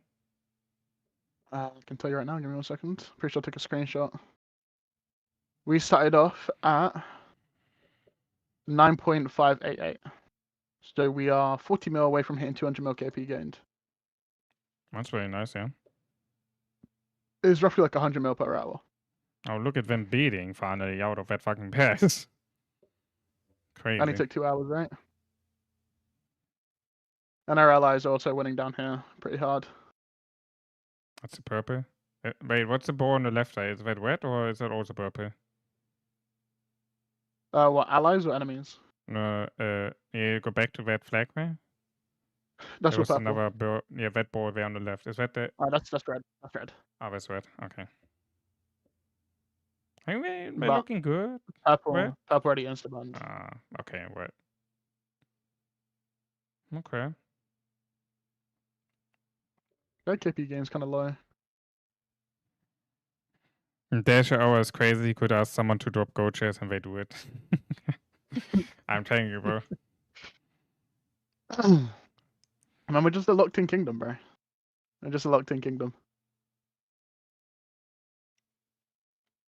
The question is, will you be able to hold this for? I think you will be, right? Like, there's no way. What level of spending? I mean, actually, wait. If they just not bidding around, you're gonna get TP'd out, no? They can't. I'm literally in the You are? It's not like I'm literally on top of the fort. Oh. Remember how they now you can't flag on top of forts now? Yeah. I'm within that radius. I'm pretty sure even if they was to flag here, I don't get TP'd out. And if they bid on the left side there? They'd have to build like this. Yeah. And then I still don't get TP'd out, and then they'll need to build Another one on the left, yeah. I don't even think they can. I think this would be too close to the fort. Ooh, okay, I see. If that's But the actually fort has its working own this way, then that's actually really, really good toward looking I that mean, way. bro, I'm just never going anywhere, bro. They're gonna rally this. I just insta storm every rally. Yeah, you shilling. I also have Constantine, so if anything goes wrong, I'll just put my CM Constantine on the wall. Wait, what is that symbol on QSH? And oh, that's the log symbol. Never mind. Yeah. Okay. I do need to fix one thing real quick. I need to put my GG on my Alex. Well, with 30 billion for each 1 billion, $30 for each 1 billion, I literally can get whenever I drop in 42, I literally basically can buy 3 bill each immediately. And then I think before the KVK starts, I'm probably going to be around 5 bill each. So Probably. I should be actually like giga shilling on resources. I mean, our biggest worry is that we might not have enough supply, bro. We're bringing in even more sellers because of it. Yeah. Well, the important is here that you have enough resource sellers for that. So, I mean, yeah, I do not know what the fuck these guys are doing. check Discord PMs. Okay, sure thing. I don't see a DM from you. By the way, you why are you not sending me first? It's fine. It's fine. It's fine. Where is it? Where's the DM? There you are. How much longer am I gonna stream? I mean, it's open end, to be honest. That's. Why are you asking me that in DM? I'm confused, bro.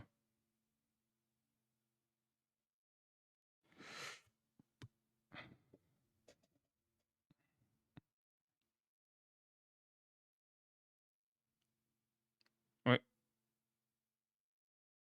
Now is he writing on YouTube or? Yo, why not? How you doing? Welcome, Sim. Who will go against 42 in KVK4? 35. Hopefully. Hopefully. Should be, no? I mean, based on the migration, new migration? Unless the Slef fucks up matchmaking again. Yeah, okay, well, true. That's what I'm saying, hopefully. That's what I'm saying, hopefully. Yeah. Hopefully 35. Yeah. We can only but pray. Yeah. I mean, well, if it's not going to be 35, then I guess we're just going to do 1v3, no? Yeah. If it's not 35, we 1v3, and we smoke everyone, and then we win KVK4, and then we leave KVK4 with 4 stars. Let's go. Let's go. 1v3, easy win. Yeah, it probably would be. It'd be so easy. I don't care what game I'm gonna be up against. It'd be free fucking win.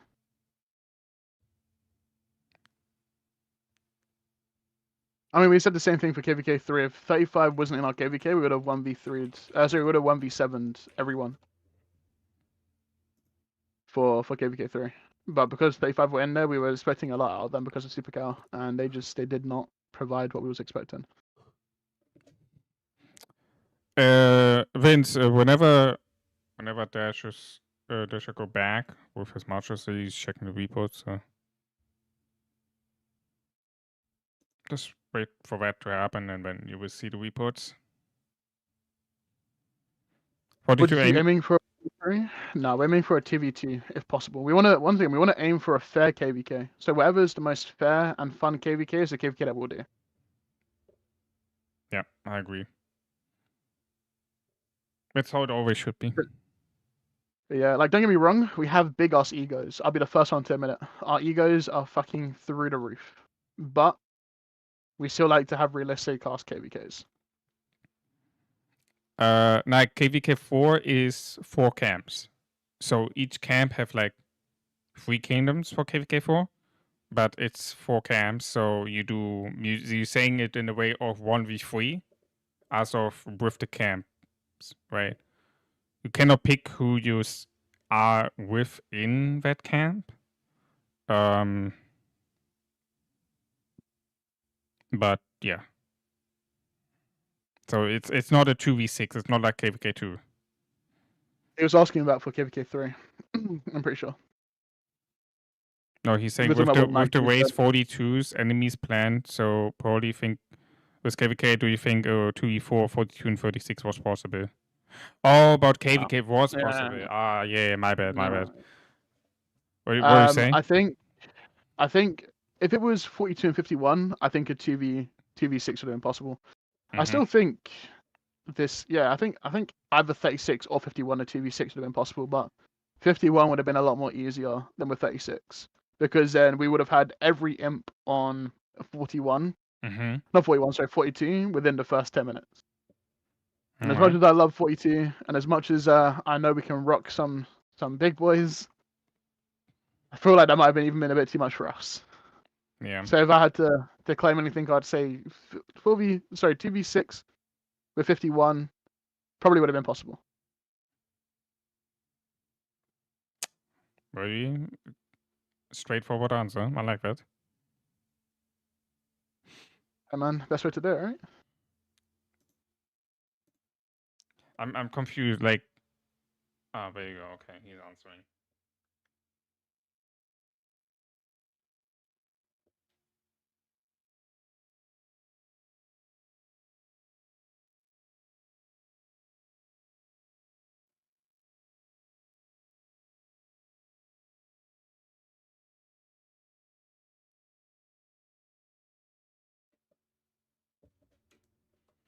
Oh shit.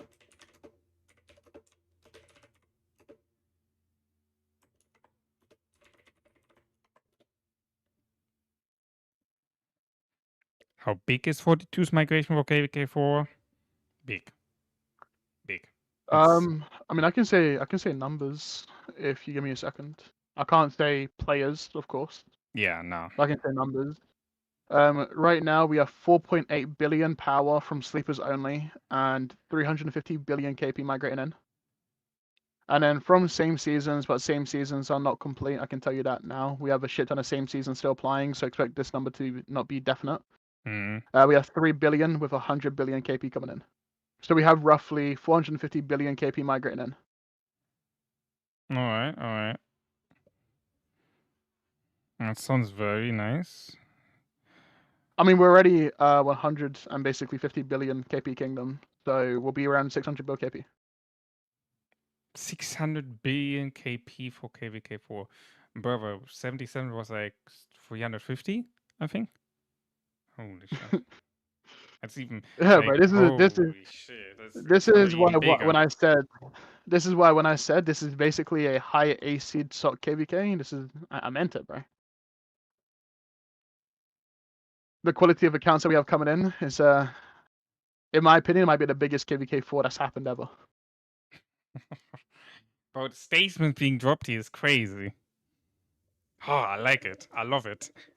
The little bit arrogance underlying that, I love it. So good. So good. Hey man, we have to with the KVKs that we have coming up, man. Yeah, no, I respect that. Absolutely, I agree with that. Like, I mean, if you're showing off like you do, then you can also be arrogant in your position. Like, if you not perform and be arrogant, then there's something wrong. But if you perform and you being a little bit arrogant because of your performance, then all respectable. I mean, we proved why we have an ego. I'll say like that. It's huge but tough to migrate to 42. That competition is that crazy. Well, I mean, so AFA, you have the connections, right? Yeah, you know the right people for that migration. B, we have a very impressive account for your account age, like as a native account age around that area of kingdoms being created, like myself for 77, for example, right? If that your account age is in that area of the kingdom, then you need to be having an impressive account to be able to get in without any context or something, I guess, right? Or you being a sleeper, I would say, right? Like, I mean, you said earlier your requirements, like buying resources, preferably having a pilot already or getting one, and what else? Like 3 marches. So, Yeah. like, And I also, mean, like, you alone can with just look that, a at lot of spending if possible. accounts falling out automatically, and then not considering the account you're looking on, then right, the KP, the account age, the quality of the marchers is then a different thing as well. So, I mean, yeah, if you're having a really good kingdom to offer, then you're also expecting the same in terms of quality accounts to get in, right? Makes sense. I mean, that's the only way to carry on thinning through and actually keeping your kingdom competitive. Unfortunately, it's a downward spiral in terms of migration and people coming in and out. Is that to keep competitive, you have to carry on recruiting more and more competitive. Yeah. And that's what people knowing they're getting into when they migrate to 42 for KVK4. We have an incredibly hard KVK4 coming up. Everyone knows about the Super Cow sleepers. Super Cow is very, very vocal about all of his sleepers coming through. And yeah, bro, that's kind of just the proof that you need, that we're trying to compete at a level which is realistically months ahead of where we're supposed to be. But in order for us to do that, we need to ensure that we're bringing in the best of the best. Yeah. I was saying, the fuck are we watching? Well, I mean, you're watching Dasher's Discord stream in quote unquote 1440p. It is, bro. I will take a screenshot of this right now, bro. It's 1440p. It's Bro, 60 you're looking FPS. at the stream, yeah? You're looking at the same thing what I, I'm looking at? I don't know why he's doing it on stream, bro. I have no idea why. I don't know why, because for me, your stream is looking good, but for some reason on the stream it's looking shit. See, even if you agree, on your side, it looks good. Yeah. And why the fuck am I so red? Hold on, let me fix that. Holy shit. What the fuck is going on here? There you go. Pharaoh, to re-elaborate, I mean, KVK, the biggest KVK4 since they've done the migration changes, bro. So, for example, you can't bring in cross-season accounts KVK2, and KVK4 is not free migration. So that's what I mean, man. Bro, 2338 was in their peak wave, was so crazy. Like, wait, we fought oh my god, we did. Didn't we fought 1365 in their peak time?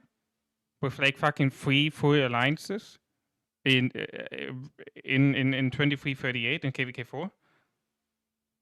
Because I did what?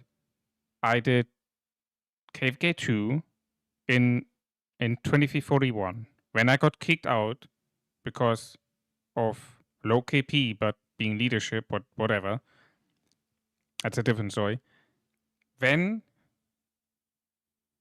you got in prison. Okay, also cool. Then Oh, I know why.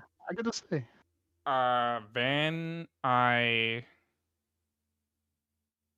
jumped to 2418 to repeat KVK2, and then I joined 2338, skipping KVK3, I think. But 2338, remember that KVK2 from them? That was like a big KVK. It was like a fucking, I think it was a 7 Imperium KVK2. Like, holy fucking shit, big. We had big content creators in there as well.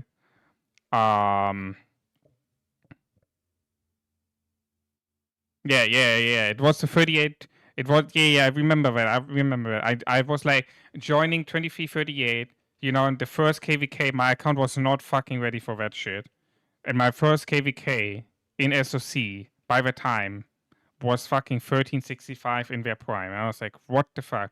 And you know what the bold thing we did? We did fucking go enter our zone 5 and we fucking 1v1 1365. We lost heavily, but it was fun. And then the Kingsland was actually pretty good. We lost, I think, at the end, but we really did pop off and gave it a good fight. And that's how 2338 really became a name. But then they joined 1875 after 2 KVKs in SOC. That didn't work out. Then they went back, and now Lazy, I think they're just chilling in 38. I mean, there's still the leadership from back in the day. But yeah, 2338, they had massive potential. Then they joined 1875, which I didn't really agree with that. So I heard rumors that people outside treat 42 like it's perfect, but really their leadership works very hard. We do work very hard. Like I said earlier, bro, we have we're gonna have 7 max shells for KVK4.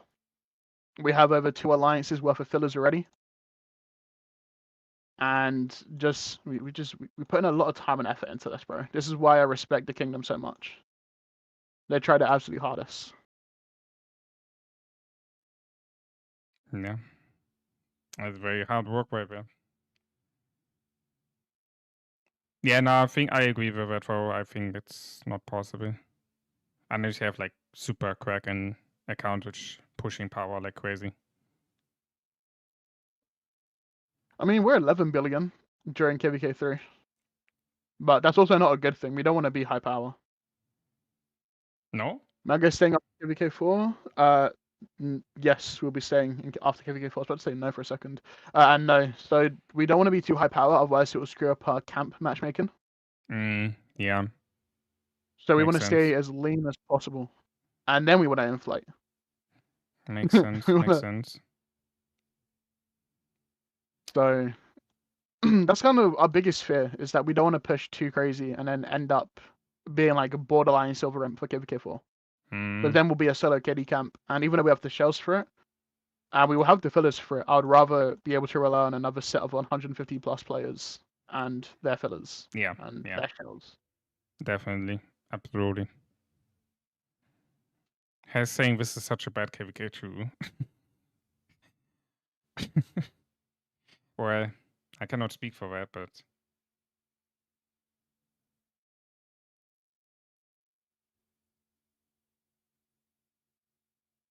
I mean, it is pretty fucking bad. This is the biggest. This is like the second biggest imp in this entire KVK, and they've managed to build 1, 2, 3, 4, 5, 6 flags in a few. No, in over 2 hours.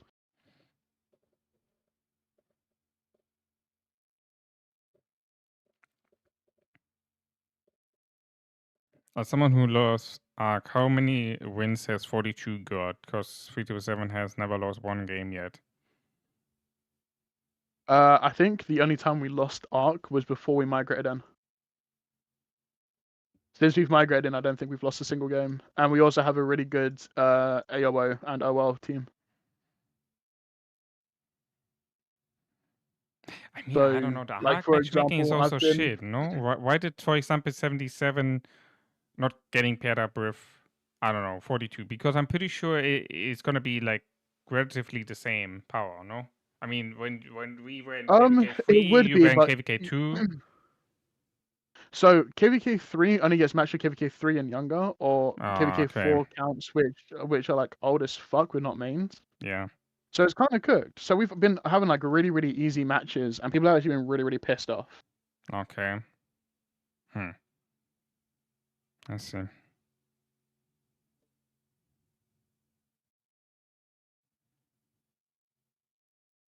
Ooh, they're pushing. Fuck. Run marches.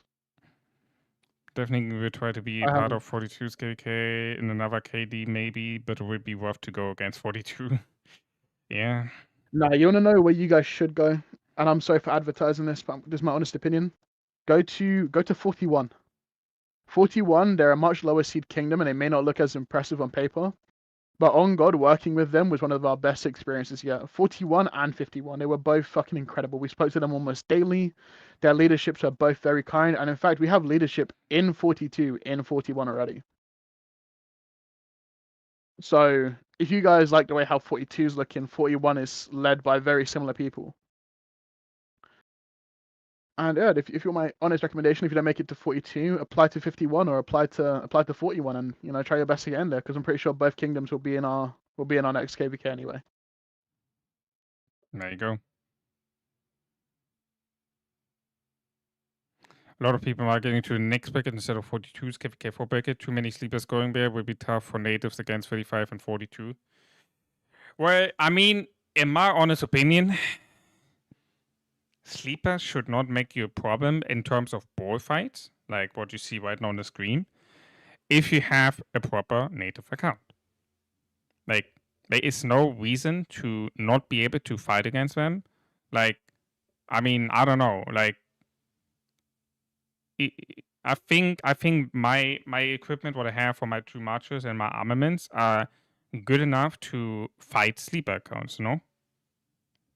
So Depends on your crystal tech. I will say that. well, I mean, I did spend all the pop-ups and one Mountain Warfare. Yeah, that's pretty decent crystal tech. Yeah, so I was like, I think before Kingston opened, I was like 85 mil-ish, around there. So, yeah. I mean, if anything, Sleeper's just more effect from rally garrison perspective. Yeah. But if you prepare well enough, like we do in 42, I mean, look at what we did in this KVK. You have Super Cow, which was basically 300 million power, garrisoning a flag, silo filling it, and we just outswarm his fill. Yeah. As fucked up as it is to say out loud, you just have to outswarm their fill, which is possible if there's only one or two accounts that can solo fill. See, was hurting the account more when helping it, cause you're missing out on many days of sweets, herds, events. Yeah, that's what I said earlier. Like you're missing a lot out if you're sleeping. So, but I mean, if you The Kraken, opposing for example, argument. you don't care. Like you literally don't care. I mean, the opposing argument though is for sleepers. If you're sleeping, your account's more than likely poo-poo. So you sleeping gives your account the stats which it needs to be able to migrate to good seed kingdoms. So you don't really mind missing out on the 30 days because overall, you're going to gain more just by getting everything back. Yeah.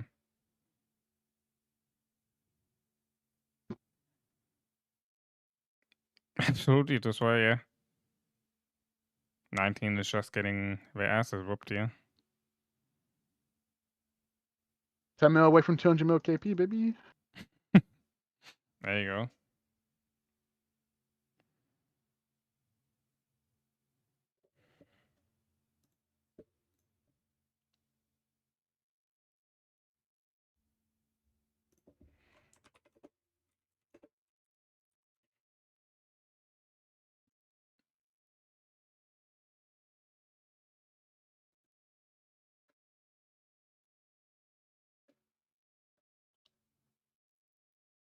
Did you start to stream on YouTube, by the way? No. As soon as I'm done with this, I'll then do it. Hmm? To be fair, I might not even do it, bro. I'm supposed to hop off in 10 minutes. I might just chill for the night. Okay.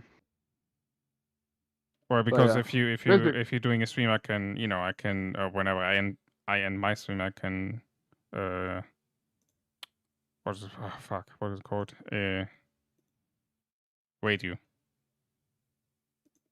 Maybe for next time, bro. I mean, I might stream tomorrow. If I stream tomorrow, I'll let you know. But yeah, there's actually no point in me streaming tonight. My duo pilot is supposed to hop in 10 minutes. I'm gonna have to ask him to wait until I'm done with this. Oh, okay.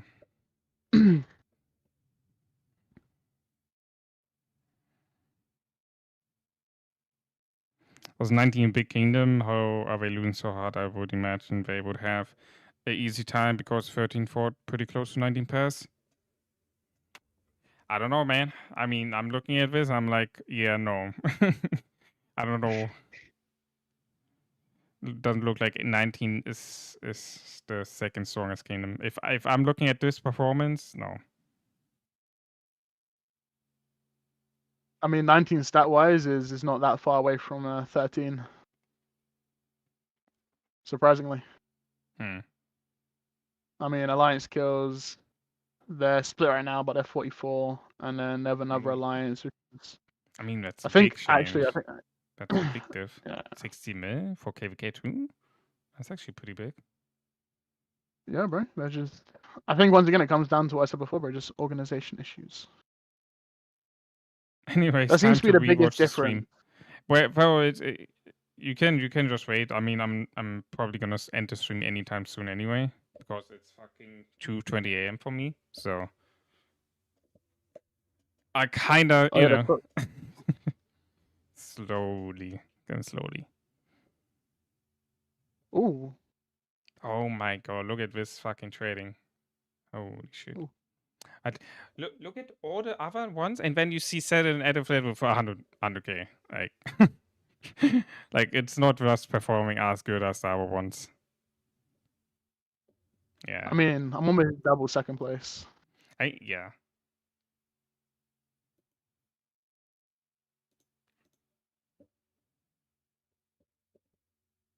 Oh, I'm sad. They're gonna TP me out.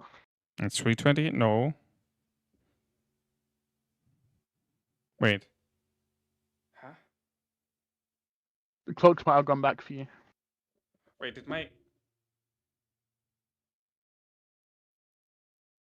Oh, the clock change. Is it today? Yeah, bro. Oh my god, I'm missing 1 hour sleep. Well, I'm not really missing hours sleep, but fuck. I hate this change. bro, I was like, I I wouldn't know was you looking PC at my platform. fucking, I was looking at my fucking alarm because, you know, it's like big. I mean, I see, okay, 2:20, okay, cool. I kind of going to sleep soon. And when people are like 3:20, I'm looking at my fucking windows and like 3:20. I'm like, what the fuck? Oh, no. Yeah, bro, literally just went ahead. I was wondering where the fucking time went as well. Whip. Oh, well.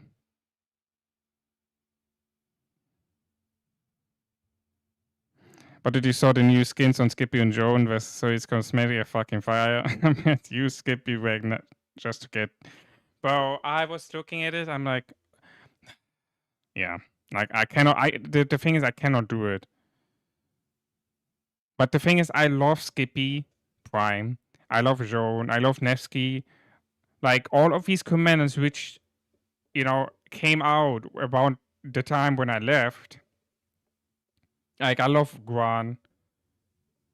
From the style, from the skills perspective, how they doing, the animation. Like I love these commanders, but they're all out of meta, and I cannot use them. It's so sad. I have a few minutes to random TP and hopefully get another spot right next to here before I get TP'd out. Damn.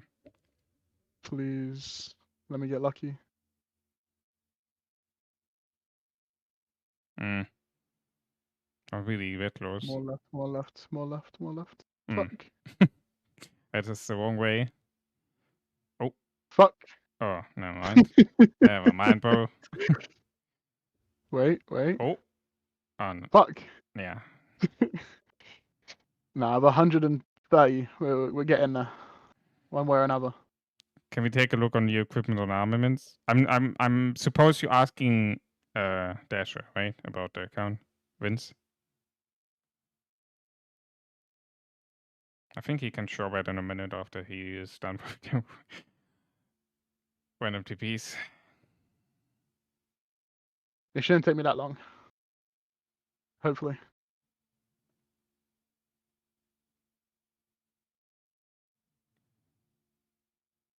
Oh.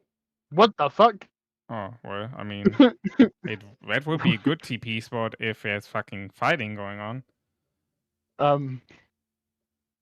Why is it putting me here of all places? Fuck's sake. Please, game. Why you do this to me? You know the worst part is that it TPs me so far right that when it says 175, I actually think I'm hella close. Yeah, I get that.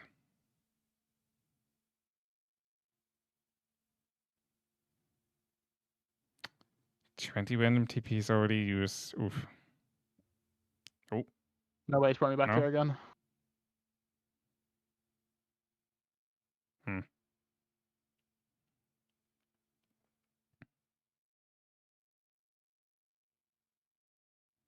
Too bad you're leaving, but it's okay. It's via rivals. I'll let you show one of my 5 farms. Hey, no, but I'm not gonna fall for that trap.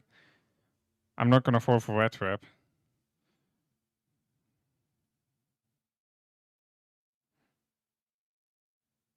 Too bad you showed me what you're doing on your farms, so I'm not gonna fucking swarm your farms for sure. And to be honest, I'm gonna fucking scout every farm which I'm gonna find off territory on SOC, like KVK5 ongoing. Like these farms gonna be crazy.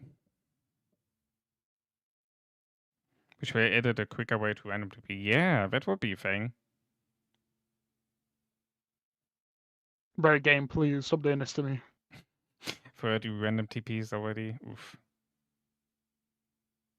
That's so. I mean, I have 450k gems. I can just buy more. I'm not too worried, but still. Yeah. Wait. Let's go. Wait, Oh, wait, wait. no fucking way. Let's go. Nah, bro, that's crazy. Let's go. That's crazy, bro.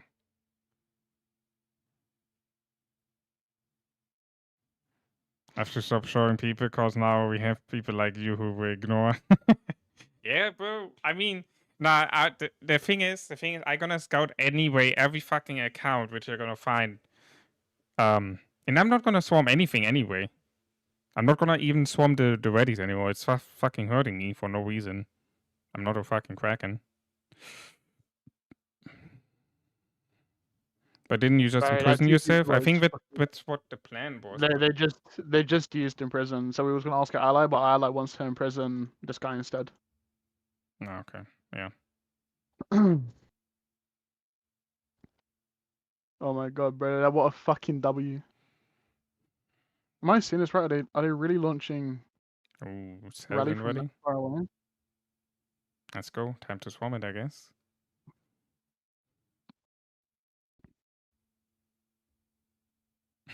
Wait, is that a fort ready? Where's that going? I think it's a city rally. Is city ready on you? No, on this guy. Huh. Yeah. Okay. Or It's kind of cooked though. I've already skill cycled on it with my Saladin. oh, it's getting mated. Ooh, shit. Was not gonna even reach it, to be honest. Just it's just dying. Yeah. GG. Good ready. Rally was locked in, bro.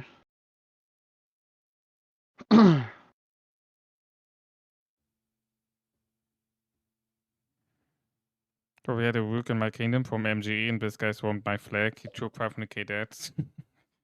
Bad trade for him, I would say. Bro, 500k deaths, so much. Or city? Yeah. Yeah, 500k, nah, it's not worth it. You think they will get this fort down? I don't think so. Bro, look at how many fucking random TP'd over there. Holy shit. Yeah, nah, there's no way, brother. It's basically like they have territory over there. That's how it is. That's literally how it is. They have territory over there with so many random TPs. Nah, that's crazy. 2 hours, 37 minutes. I mean, it's gonna be rough. Especially because they can just I mean, it's fucking not place full. It's more not full. flags. It's also not full. Oh, not full. Yeah, but I mean, they can place more flags and get all the people out. So, You know how many resources are gonna have to be wasting though? And not just that, they also just used a shit ton because they also fort dropped. oh, yeah, okay. Like, what show is this? Is this OS? They did not fort drop. Did they fort drop? I don't know if they did fort drop. Yeah. And they've already flagged like retards. Yeah, So, but we're like, getting not all the. smart people.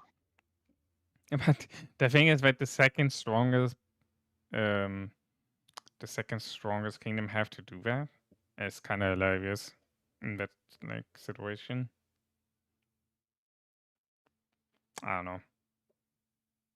That kind of shows the difference in the kingdom strange.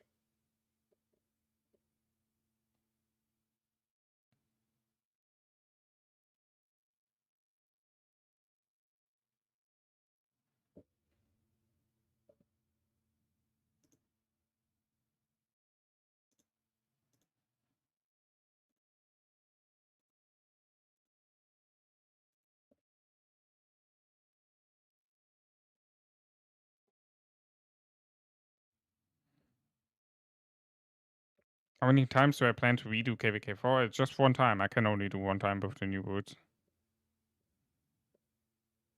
Unless you sleep your account, but I'm pretty sure Yeah, you don't want to do that. no, I'm not gonna do that.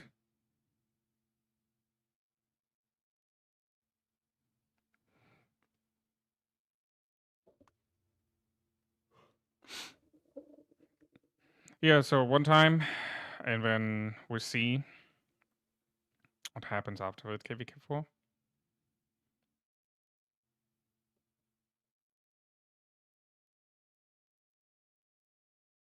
I don't know if I can say what I want to say, so I'm not gonna say this because I don't want to fuck up what I want to say. I mean, you should say it, bro. Now you got us interested. No, not about what happens after Cave Cohort. It would be like different thing. Oh, fair enough.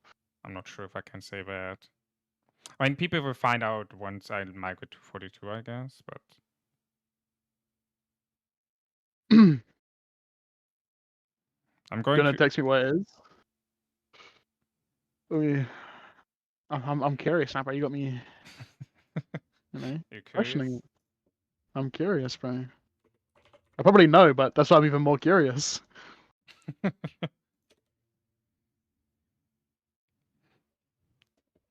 Has I'm going to 38, 42.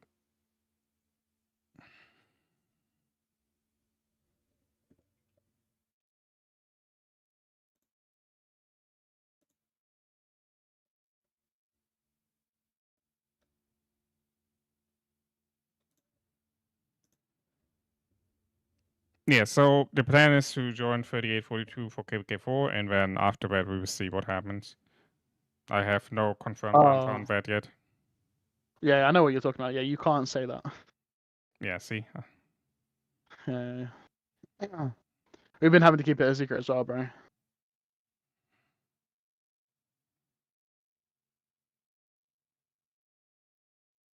But that's why it makes this KVK even more interesting.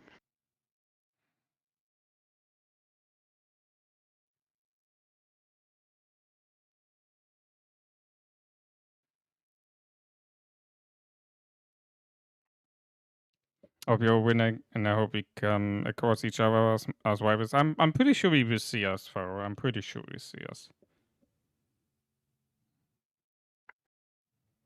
I'm very sure. It's gonna be weird in the future when I'm gonna fight 77. Whenever it should happen. It's gonna be really weird. I mean, do you think we win our KVK4? You kind of know what our migration's looking like. You know what to expect before coming If here. I think we winning KVK4, Yeah. yeah, I'm like 80% sure we're gonna win KVK4. That Like, confident? yeah. Nah, I mean, well, there's of course there's a few things which could happen, which gonna make the lose for us. But I mean, I don't know. Looking at your performance, KVK4 and from 35, and let's say we end up with 35, and the leadership not going to change because of the sleepers coming in, you know. So therefore, the planning was such big of the difference. So therefore, yeah. Possibility for 1v2 42. There is a possibility if we're not getting 35. I guess when we're doing 1v3. Yeah, But look, I'll say this on stream. If we don't get 35, I'm going to be pushing for everything in my power for us to 1v3. Because yeah. otherwise, the KVK is boring as fuck. And I'm pretty sure everyone will be on board with a 1v3. Because we're all fresh as fuck. Because I don't think a single one of my players in 42 used a single universal this KVK. We only used healing speeds. So we literally only gained speed ups this KVK.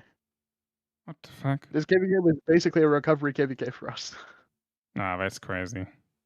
I didn't use Nah. a single universal. Not a single universal was used by me, Demi, Eric, Mickey, Limit, and none of us used any Nah. universals, only healing speeds.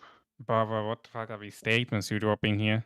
But you making looking all of the other imperiums looking so bad. What the fuck are you talking about? What are you talking about? You Of didn't drop telling the fucking single healing speed on universal on you healing. think I can literally go back on the other account and you'll still see I have healing speeds still available.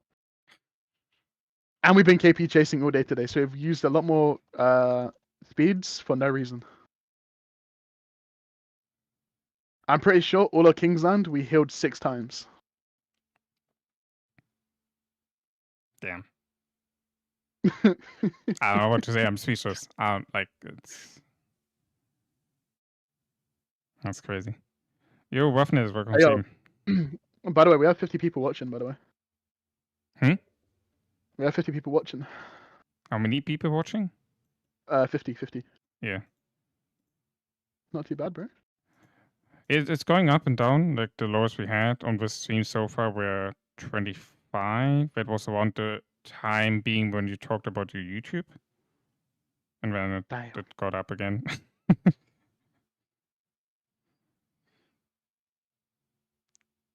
Not bad numbers.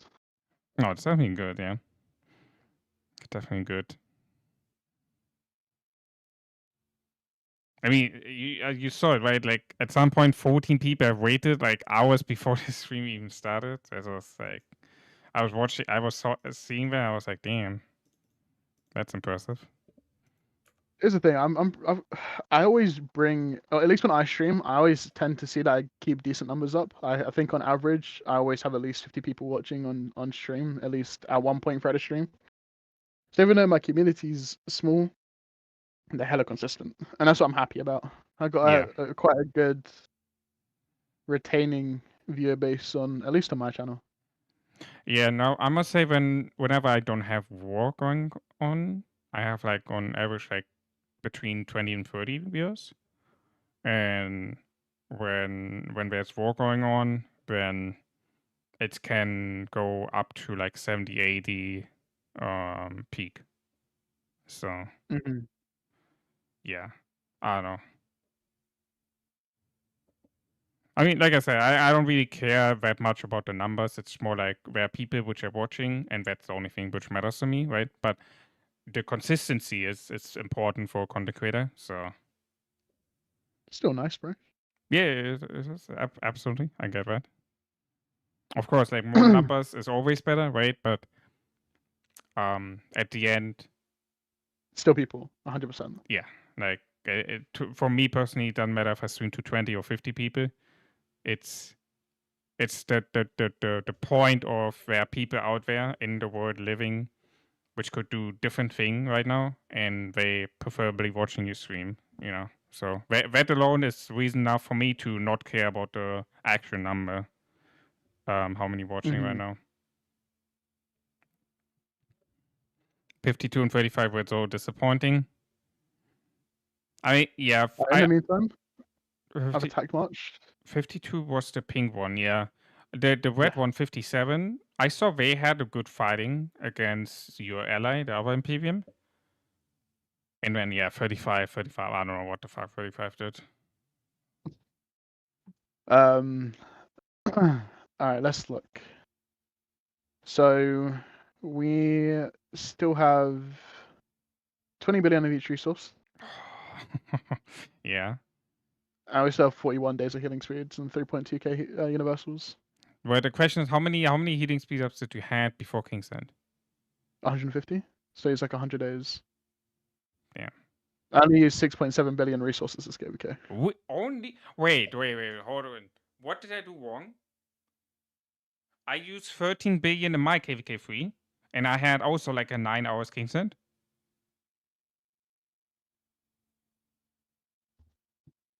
What the fuck did I do wrong?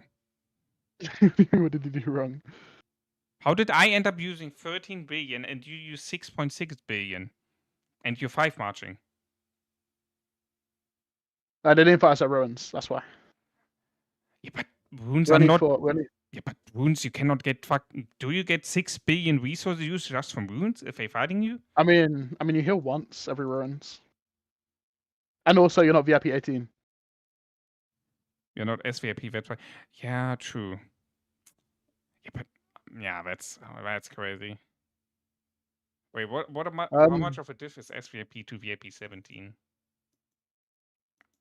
We can look in a second. It's just 15%. Fair, though, wait. It's just 15. It's just the 5% which I miss from VIP 18. Faro, what are you talking about? It's just the 5% which I'm missing from VIP 18. SVIP is not giving me any... I'm pretty sure he also means like all the fighting buffs as well. Yeah, but I mean, well, I don't know. That's just crazy to see that. I mean, to be fair, bro, I only gained 500 mil KP this KVK. How much you got? 500 mil. 500 mil. How much did I got? Wait. Let me see. I have a spreadsheet. Walk account progress. KVK 3, first day I was at 436 million KP, and past 4 opening KVK 4 I was at 857. So I got... You're like 400 mil.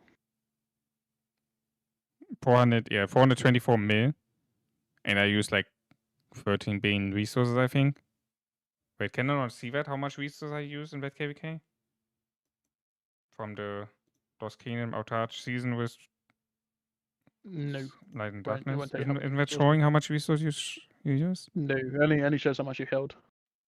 Well, but I mean, it's only T5 here when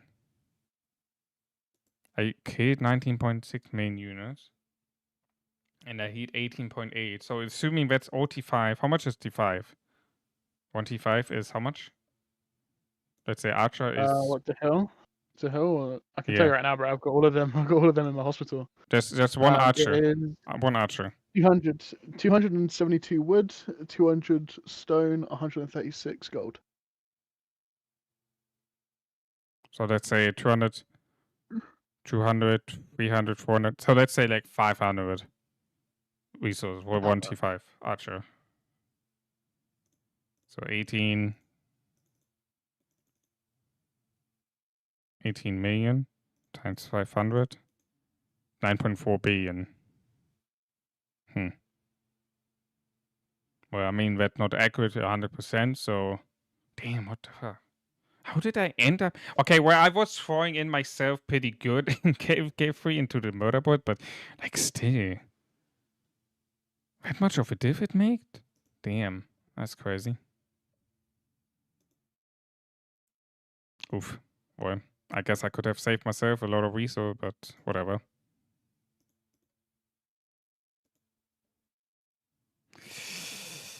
Yeah.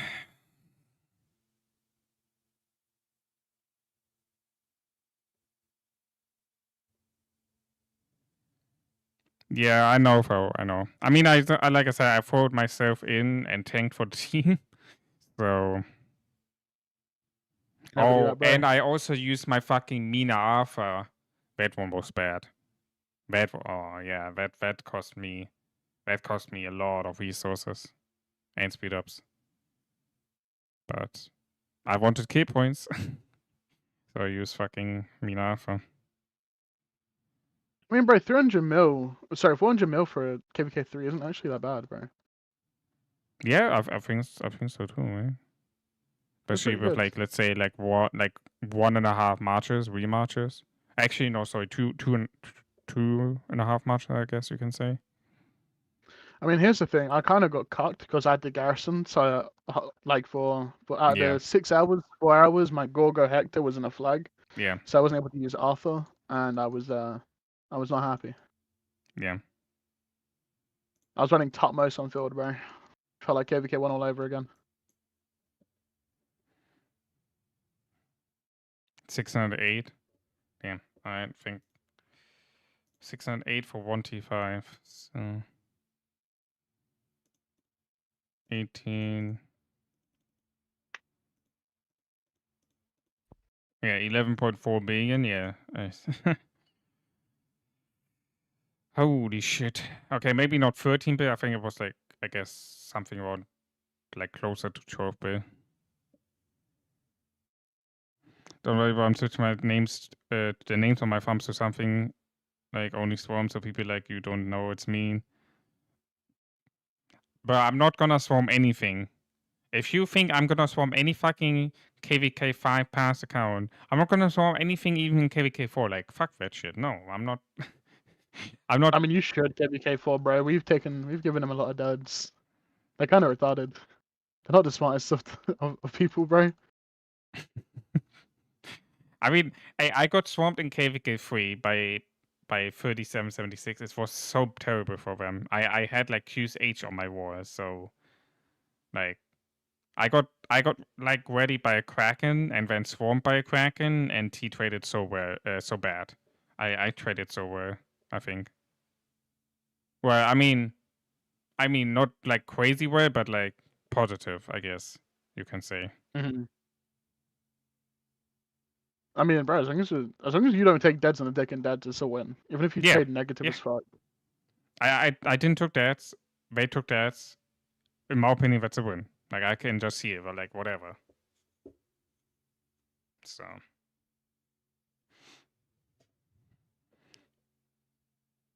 All right, it's almost right now. It's almost 4 a.m.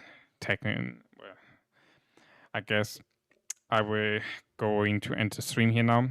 Dasher, I thank you very much for your time being to be here on the Of course, man. Thank you stream for to having me. share with me and with the community and giving a closer look on your journey, how it was so far for you in Western Kingdom, but also giving the insight for 3842. I'm looking forward to maybe more streams in the future with you together. Of course, bro. And then Looking forward to it.